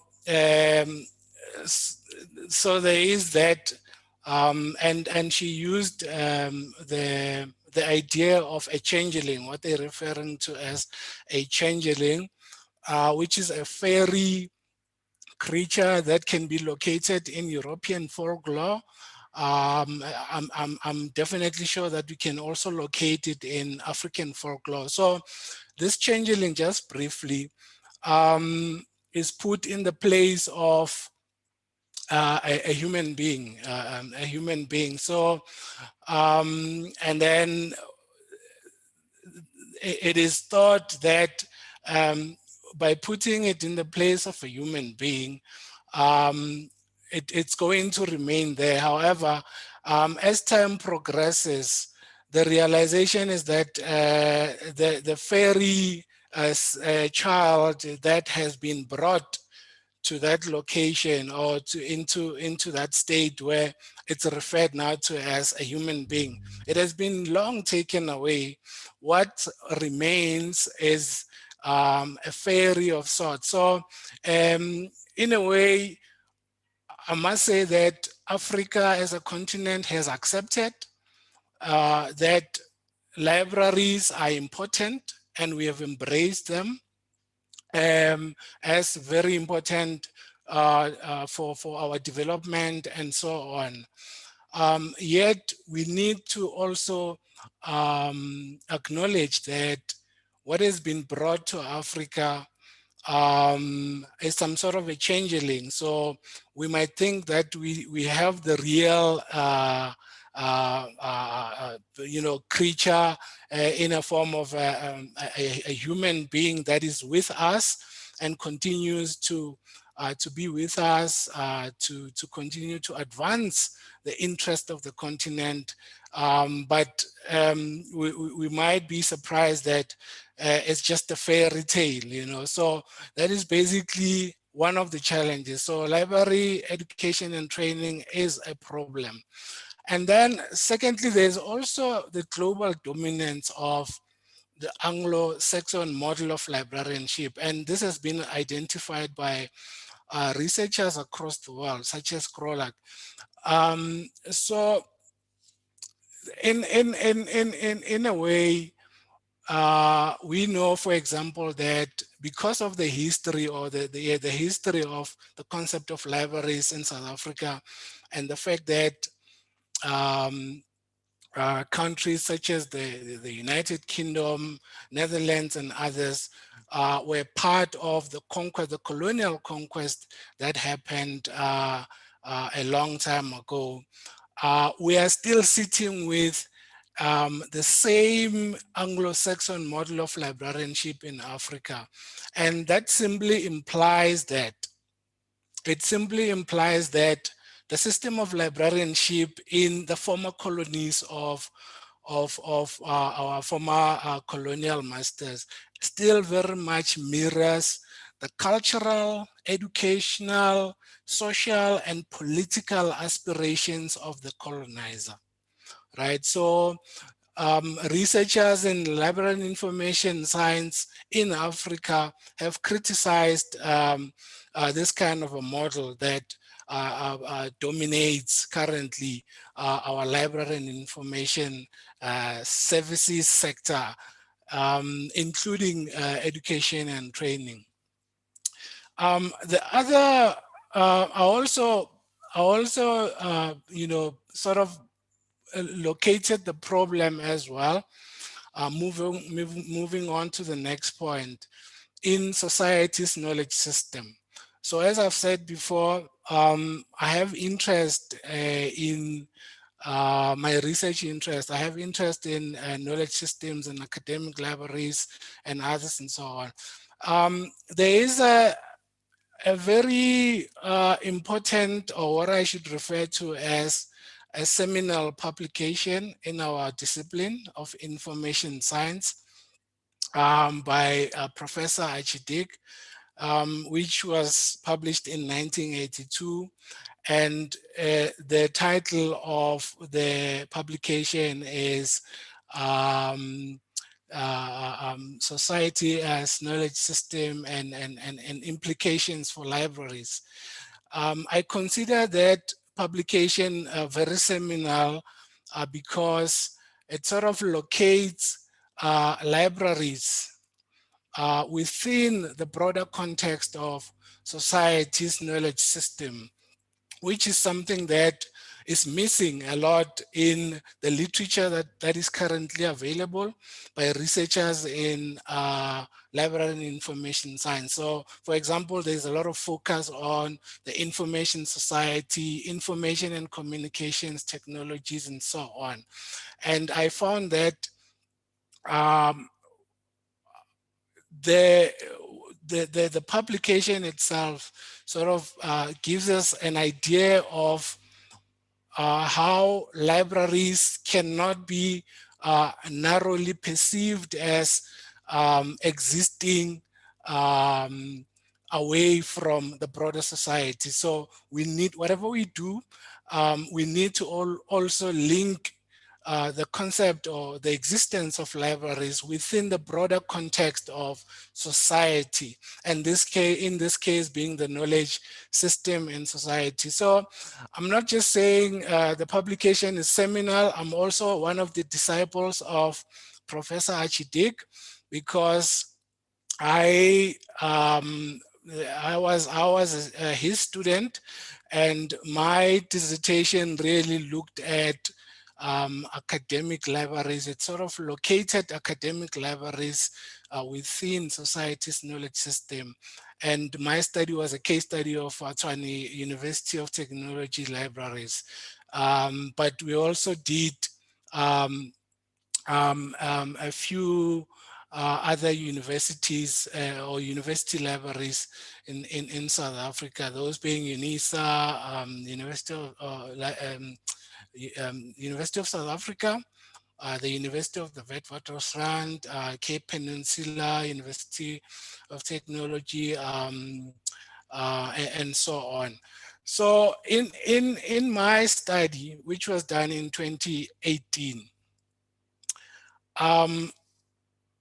I discovered that there is a historical relationship between academic libraries and research libraries. And the functions that academic libraries, now I'm just trying to give it context and focusing on on the research that I conducted. So academic libraries only focus on certain processes of the knowledge system. So according to Dig 1982, society's knowledge system, or the contemporary knowledge system that currently predominates modern economies, consists of knowledge production, which is one of the processes.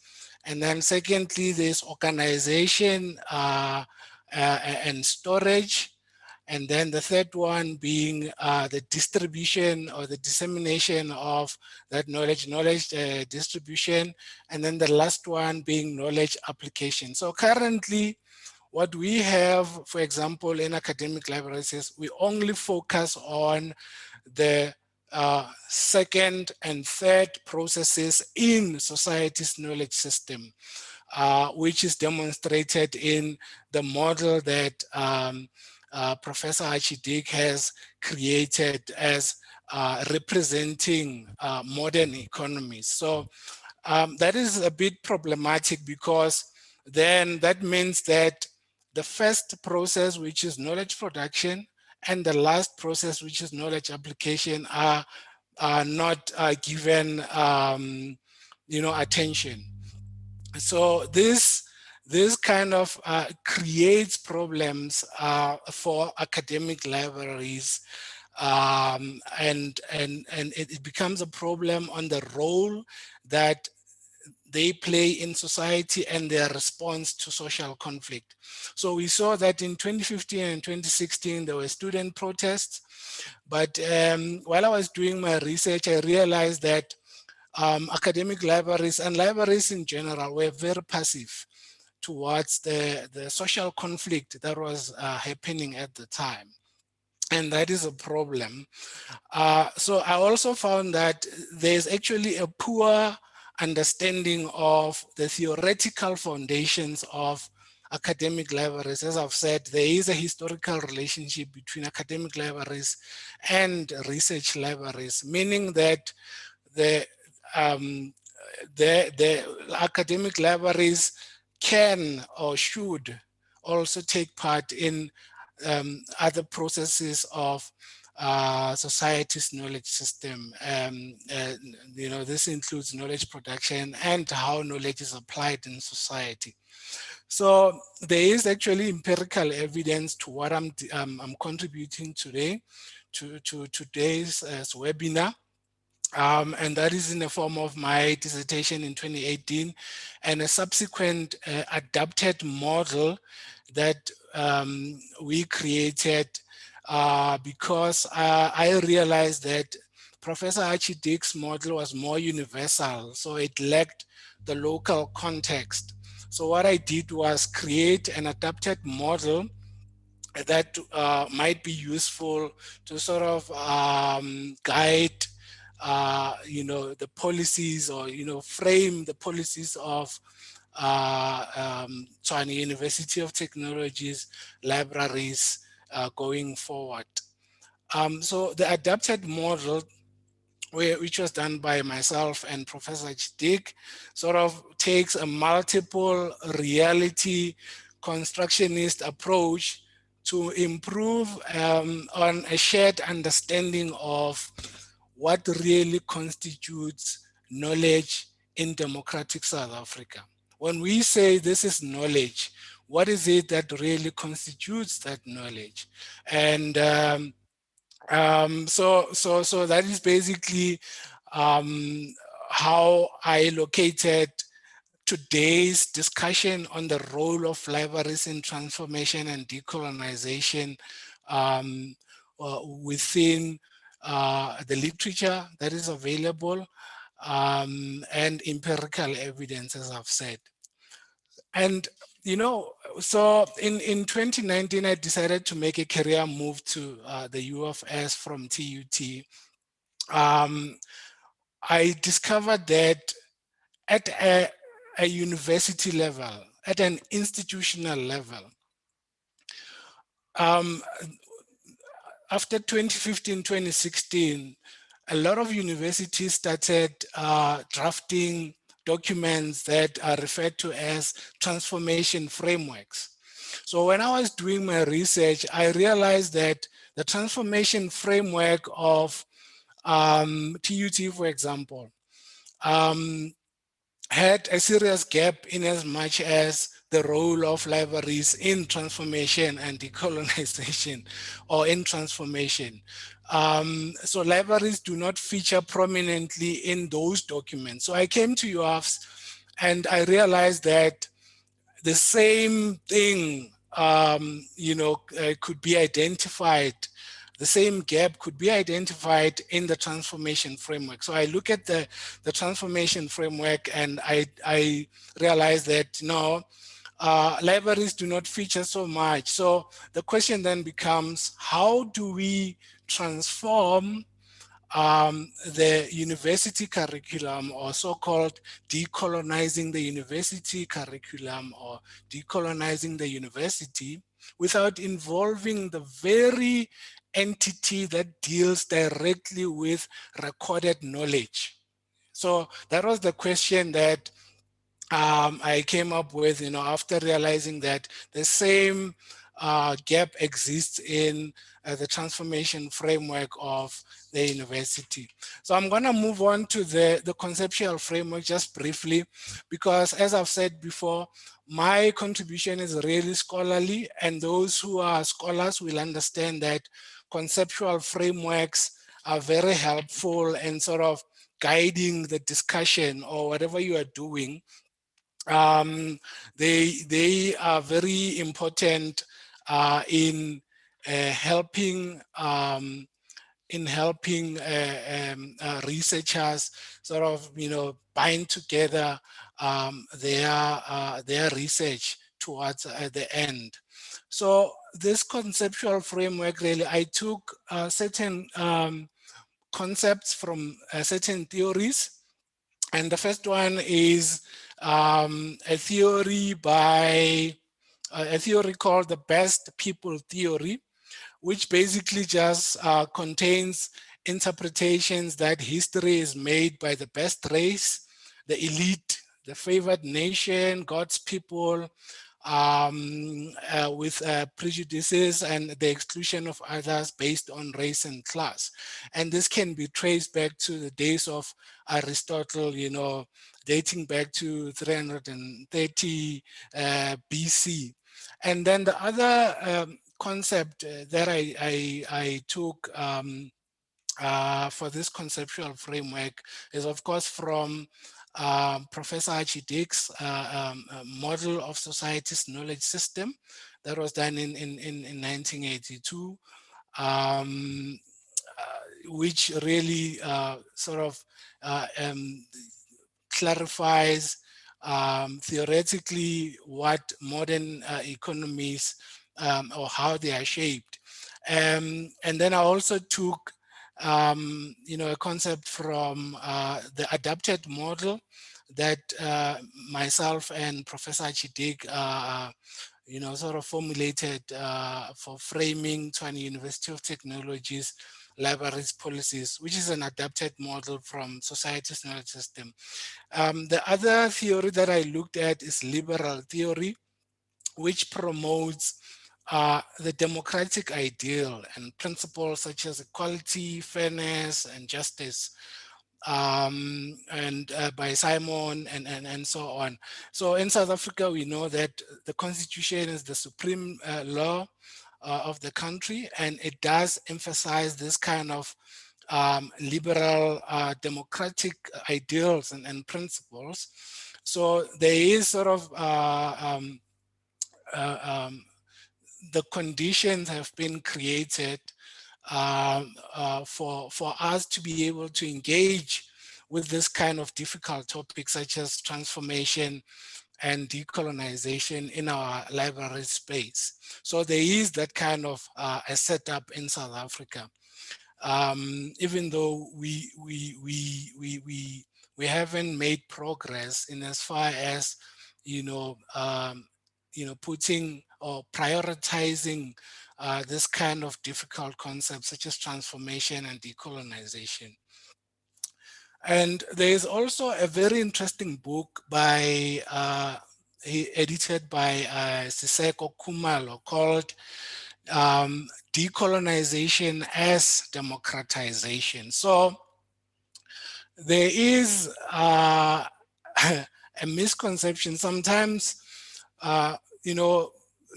just drawing again on the paradox that Chinua Achebe was reflecting on earlier on. There is a misconception and there are a lot of misinterpretations and misunderstanding on what decolonization or transformation is. And that is understandable because as human beings, we interpret things differently, right? We have different modes of thinking. So I thought that having a conceptual framework such as this can also help take the discussion forward. And as in that book, the people who contributed to that book, which was edited by Khumalo, 2020. There is a discussion about what is currently taking place in our universities. So there is a very sophisticated contestation of ideas, right, amongst different scholars from different disciplines and so on, including library and information science. And this kind of contestation is not easy to identify because it's very sophisticated.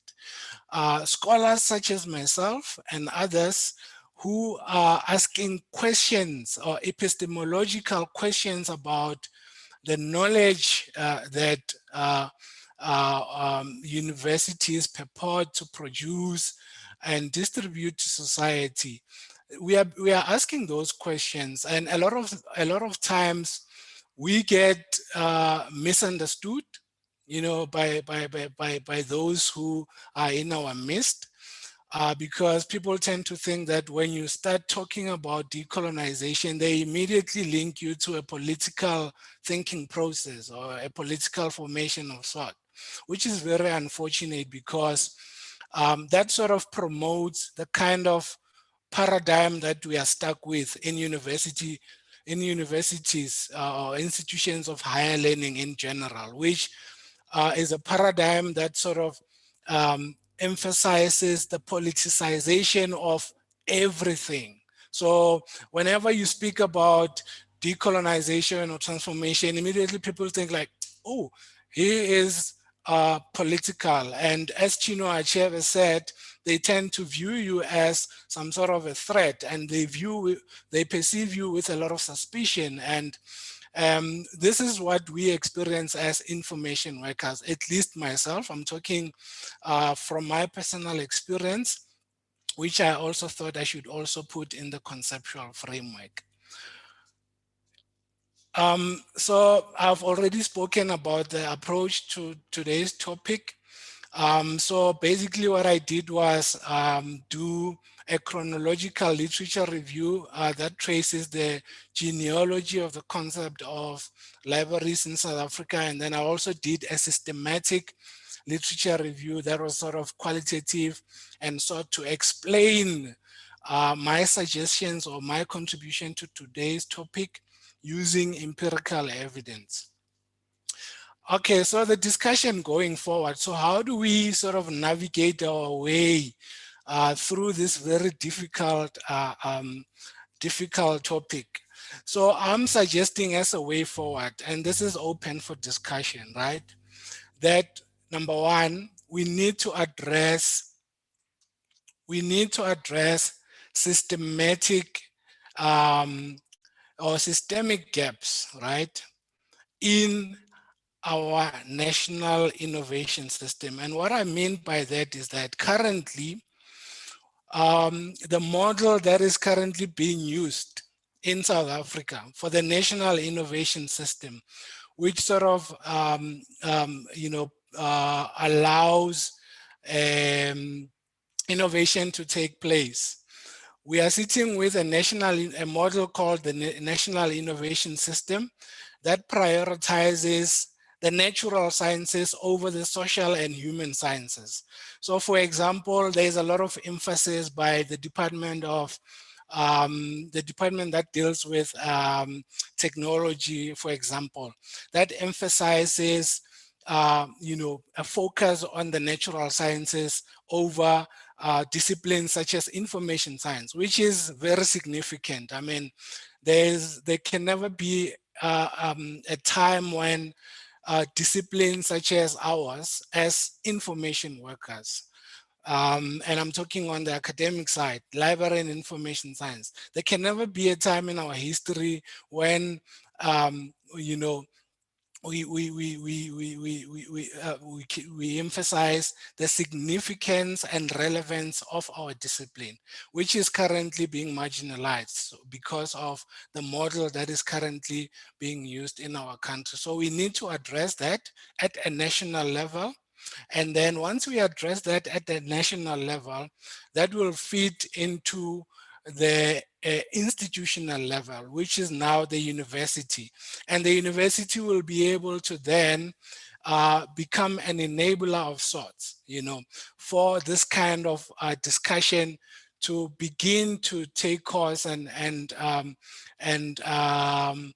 lay down a foundation for more discussions that will help us to address some of the issues that are outstanding in our library and information services sector. So that is basically at the national level. So in 2019, there was a conference called the Triple Helix Conference.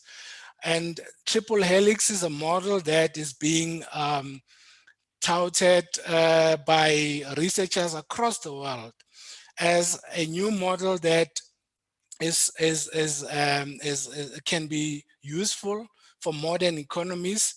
And the model just briefly emphasizes that academia should actually take a lead in contemporary knowledge systems instead of what we currently have, where industry in a form of private companies or the corporate sector and government are leading the process. So the triple helix model suggests that academia will have to take the lead so that we start talking about academia, industry, state relations. So if we can have that going forward and deal or address systemic gaps in our national innovation system, then the university will be able to become an enabler, because the model would have shifted from industry and government leading the process in our national innovation system to academia and industry and state, becoming partners, academia taking the lead. So now, in this particular case, because I belong to the University of the Free State, so if we can have a model like that, where academia is given priority or it leads the process in the national innovation system, then because academic libraries belong to universities, then they will become enablers as well, enablers of transformation and decolonization, if there is such a thing. And then at a university level, I'm suggesting that libraries must feature prominently in our transformation frameworks. This can be achieved only if libraries take the lead in transformation. So they should feature prominently. So also for other types of libraries, if there is a special library, for example, there is a parent body, and they want to transform, libraries in those organizations must also feature prominently in those documents that are aimed at transformation. At a departmental level, the library level, right? I must say that all perspectives should matter, right? And by that, I mean that currently what we have in our libraries, and this is something that really stifles discussions of this kind, difficult questions that, difficult epistemological questions that we are currently raising as scholars and researchers. So all perspectives must matter. So currently what we have, right, in our libraries is that because of the focus on the knowledge society approach, which emphasizes information and communications technologies, and that's very prevalent in the literature on library and information science in South Africa and Africa as a whole. That is very prevalent. We have a situation where libraries are more technocratic, meaning that they focus more on technology than anything else. So what I mean by all perspectives matter, I'm saying that as a way forward, we should also, I'm not saying that technology is not important. I'm saying that other important issues, such as philosophical issues, ethical issues, theoretical issues also need to be given space in our everyday ordinary language, which is something that is currently not taking place. So whenever there is a philosophical or ethical or an intellectual discussion brought up in some of our libraries, and I'm talking from personal experience, some of my colleagues might not have experienced that. I'm talking from personal experience. Whenever that is raised, people tend to shut it out of the discussion, and that is a problem. So in order for libraries to really begin to take up the role in transformation and decolonization, all perspectives must matter. And then the other important aspect is that the librarian must also be a transformer. This takes us back to the paradox reflected on by Chinua Achebe. So librarians must realize that in as much as there is a paradox, there are contradictions that come with you being an information worker and at the same time talking about transformation within an entity that has a genealogical link to a concept that can be linked to colonial conquest and so on. There are contradictions. However, there are many important rewards we can reap as information workers if we become the transformers. But that is really up to us to take the lead in this kind of discussions as librarians. It's going to come at a cost.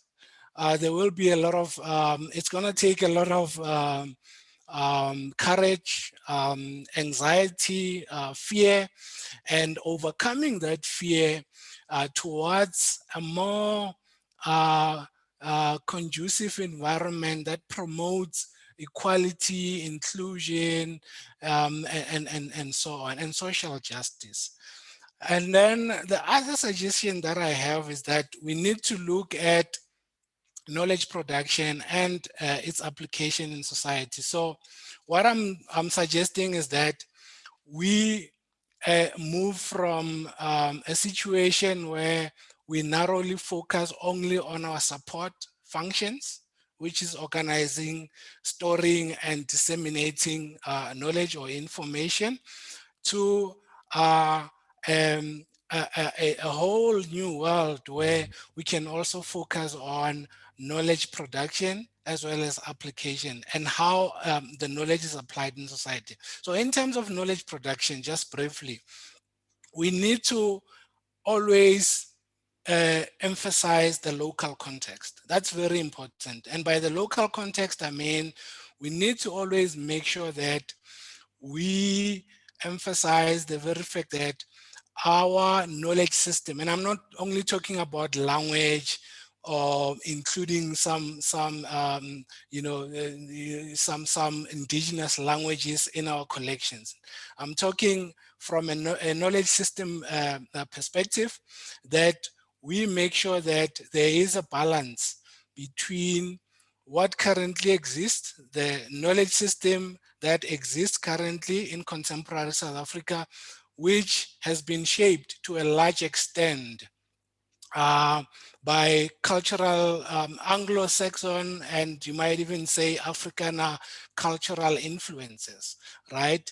Because of our history. So we need to move towards a situation where the knowledge that we produce as information workers emphasizes the local context, the inclusion of other knowledge systems, so that we have equality between the knowledge system. That's gonna take a lot of hard work and agreements and disagreements, of course. So now, and when we produce knowledge, it shouldn't just be knowledge that we're producing for the sake of publishing, for example.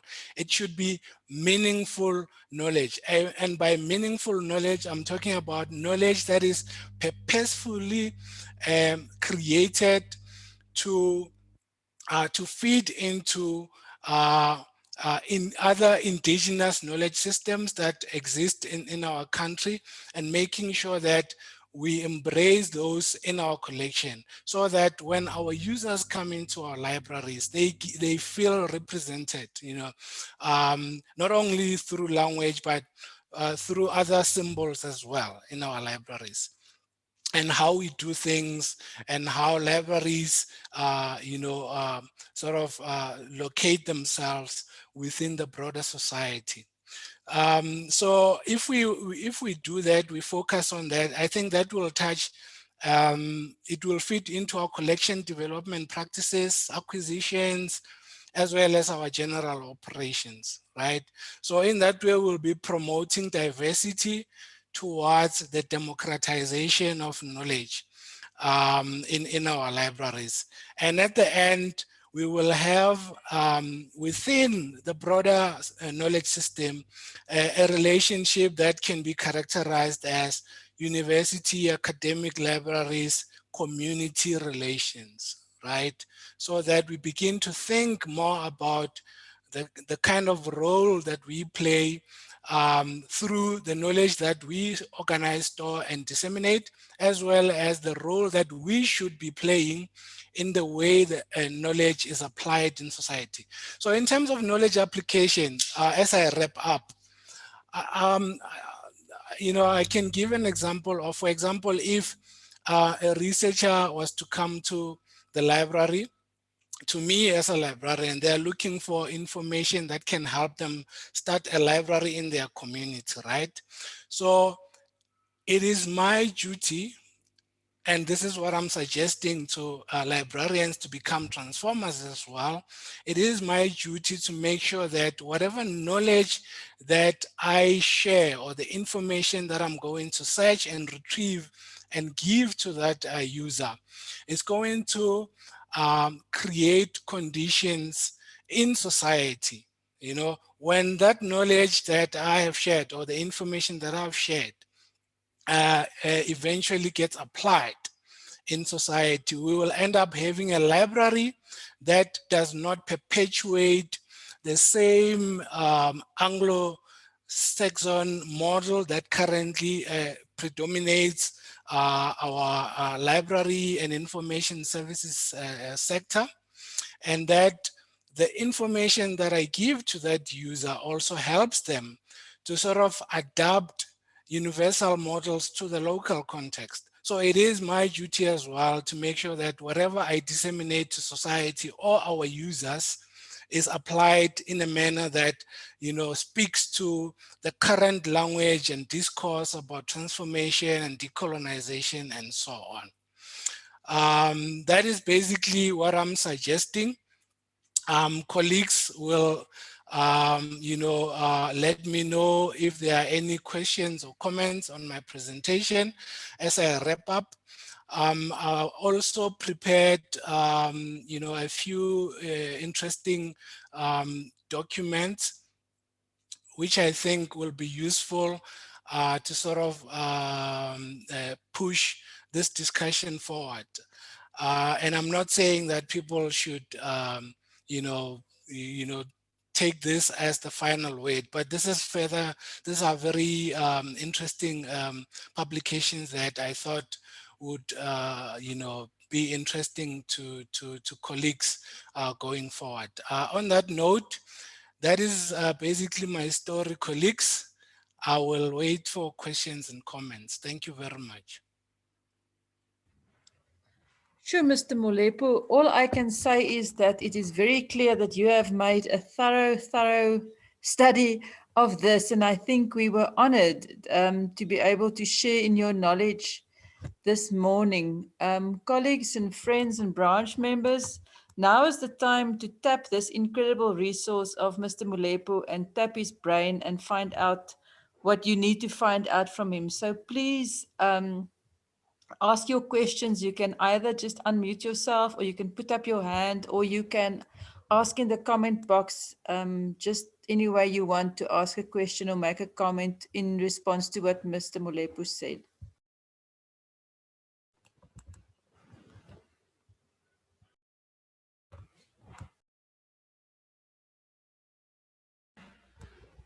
Cecily, yes, I see your hand. Please comment to ask your question. Thank you, Chair. And thanks to Mr. Molepo, said a mouthful. A lot of insightful information. There's obviously a lot that I want to ask, but I'll just stick to two things. One, there's two things that for me stood out in your presentation. One is the issue of silence or passiveness from information workers. And then two, the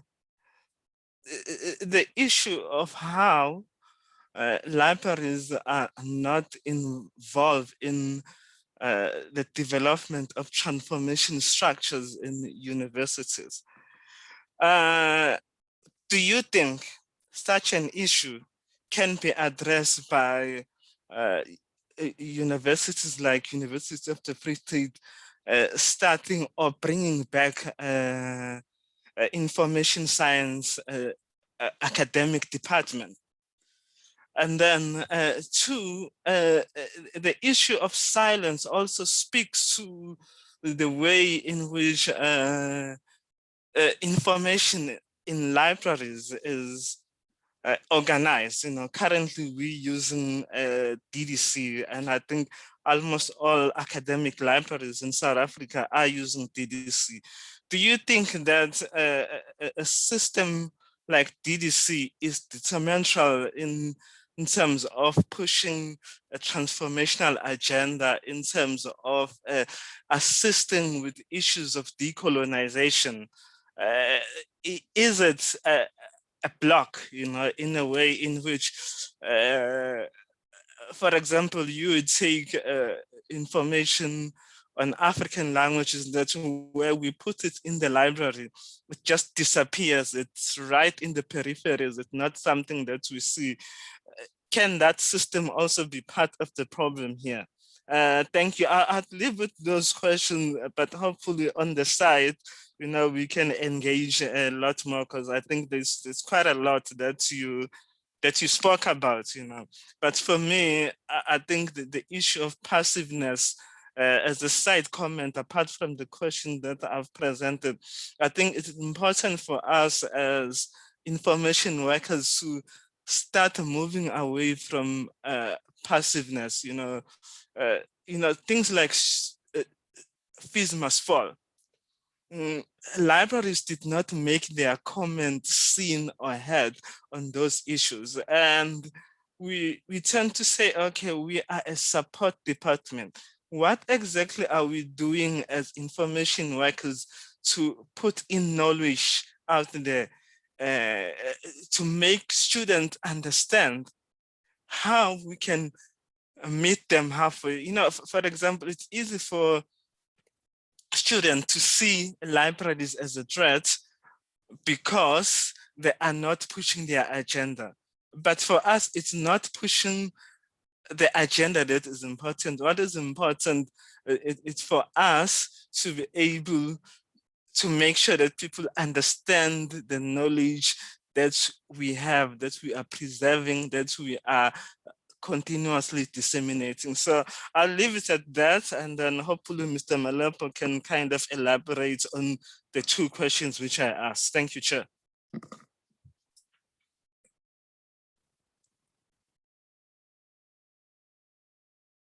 Mr. Molepo, do you have any response to what Sihle said? Yes. Sihle, I thank you for the question. So I'm just gonna answer them very briefly, right? In terms of the silence, I think I've indicated that the silence has more to do with how we are educated as information workers, right? So we can trace it back to some of the gaps that exist in our curriculum, or the curriculum that is taught to us from junior degree or diploma up. That has to be fixed so that we do not only see ourselves as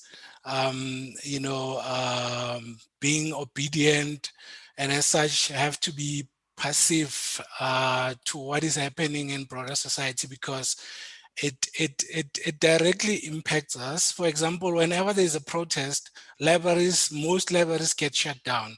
And recently we have seen, I've identified as well in my study, the banning of libraries, right?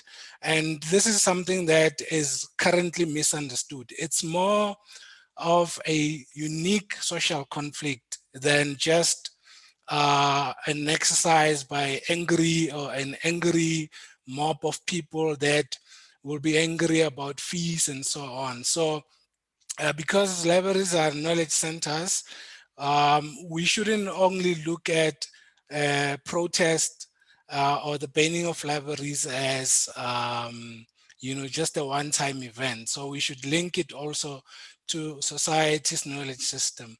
So we can only correct the silence if library education starts having modules or, a curriculum that sort of incorporates this kind of language, transformation and decolonization and so on. So in terms of the issue of universities bringing back academic departments such as information science, I believe that the decision that was taken by the former Minister of Higher Education back in 2002 to sort of rearrange the academic topography of institutions of higher learning was a horrible strategic mistake. And the reason why I'm saying this is because after that, that process of restructuring and so, a lot of universities decided to remove library and information science or information science from their curriculums, and right now, as we speak, some universities are only left with support departments, right? And I think I mentioned earlier on in the presentation that as we speak in 2021, information science or library and information science is more relevant and significant today than it was back in 2002.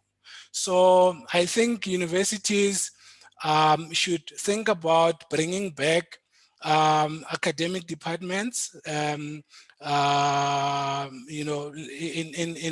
library and information science, and that will help also to sort of give an opportunity to support staff that are currently doing their postgraduate studies to explore other avenues. I think it's going to open up a lot of things in that regard. And then lastly, on the DDC, so there is also a challenge with the DDC. For example, when I was doing my research, I uncovered that the DDC in its, if you were to look at the history of the DDC as well, the genealogy thereof really reveals a lot of gender, racial, and language biases, So there are a lot of biases in the DDC, and it's unfortunate that there isn't much research that exists to sort of tackle this gender, racial, and language biases in the system that we use so frequently in our day-to-day operations. I hope I've answered your questions sufficiently. Thank you very much. Kecho, I see your hand is up. You're welcome to ask your question or make your point. Thank you, Anna-Marie, and thank you, Mahlaha, for a very insightful presentation. It makes us think a lot. I would say in terms of, I know you mentioned at some stage about us, tackling some of these challenges in the library profession at a higher level. So I would, it's just a comment, I would say that it's important that we use the structure of LIASA. This conversation mustn't end here. It must continue in our interest groups, because we are the ones that make LIASA. We cannot expect maybe the president of this is the highest body of the library profession that can stand at the top level to represent us. So we are the one that has to push this agenda in our structures to go to the professional body where they'll be able to be a voice for us to tackle these things that we were talking about today. And I do agree with you that restructuring of the curriculum was bad, that strategy. And information science right now, as you say, is needed more than ever, and we need it back in the higher education. And it also is something that also need to be looked at, the content that's been given now. It's something that also need to be looked at. So if we're not involved in that at a higher level, it's going to be difficult to fight from just here at the level that we are. So we need to use this body of ours to be a voice up there and, you know, break the silence. So that is just my comment. Thank you. Thanks, Kehu. Mahlaga, would you like to respond to that? Yes, just briefly, Chairperson. No, I agree with Mekeho on this. But I must say, and you know, I'm today after this discussion, and the very fact that you, Anna Marie, and other colleagues decided to organize this kind of a discussion really gives me hope that we will break out of the silence and begin to tackle these issues head on in an open and honest way without, you know, making people feel like they've suddenly gone crazy. You know, why are you talking about this? You should focus on this.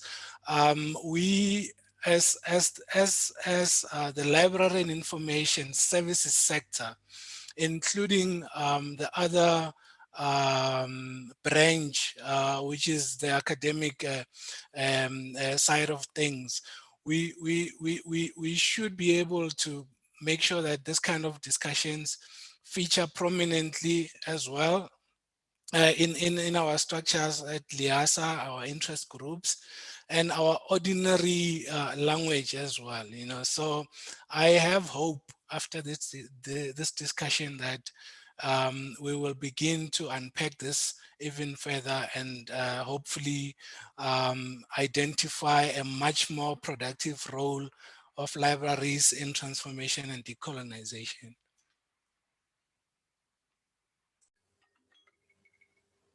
Thank you very much. I think we've come to the end of our time. I think we actually went over that. But colleagues, if you need to ask more questions or engage further with Mr. Molepo, don't hesitate. If you don't have his email address or contact details, you're welcome to ask me and I can get it to you. So I see Kolelwa has also excused herself. We are working and we are attending conferences and we're attending HELIG seminars. So this is fantastic. It's the way that we're working at the moment. So Mr. Molepo, for you also, thank you very much. This was really a packed session, and I know everybody has taken a lot. There's a lot to think about that we are all taking away from your session and also that of Professor Rousseau. So please allow me to also virtually present you with a nice LIASA mug full of chocolates wrapped in cellophane, just to say thank you very much for your time and effort this morning and for being willing to participate in our session.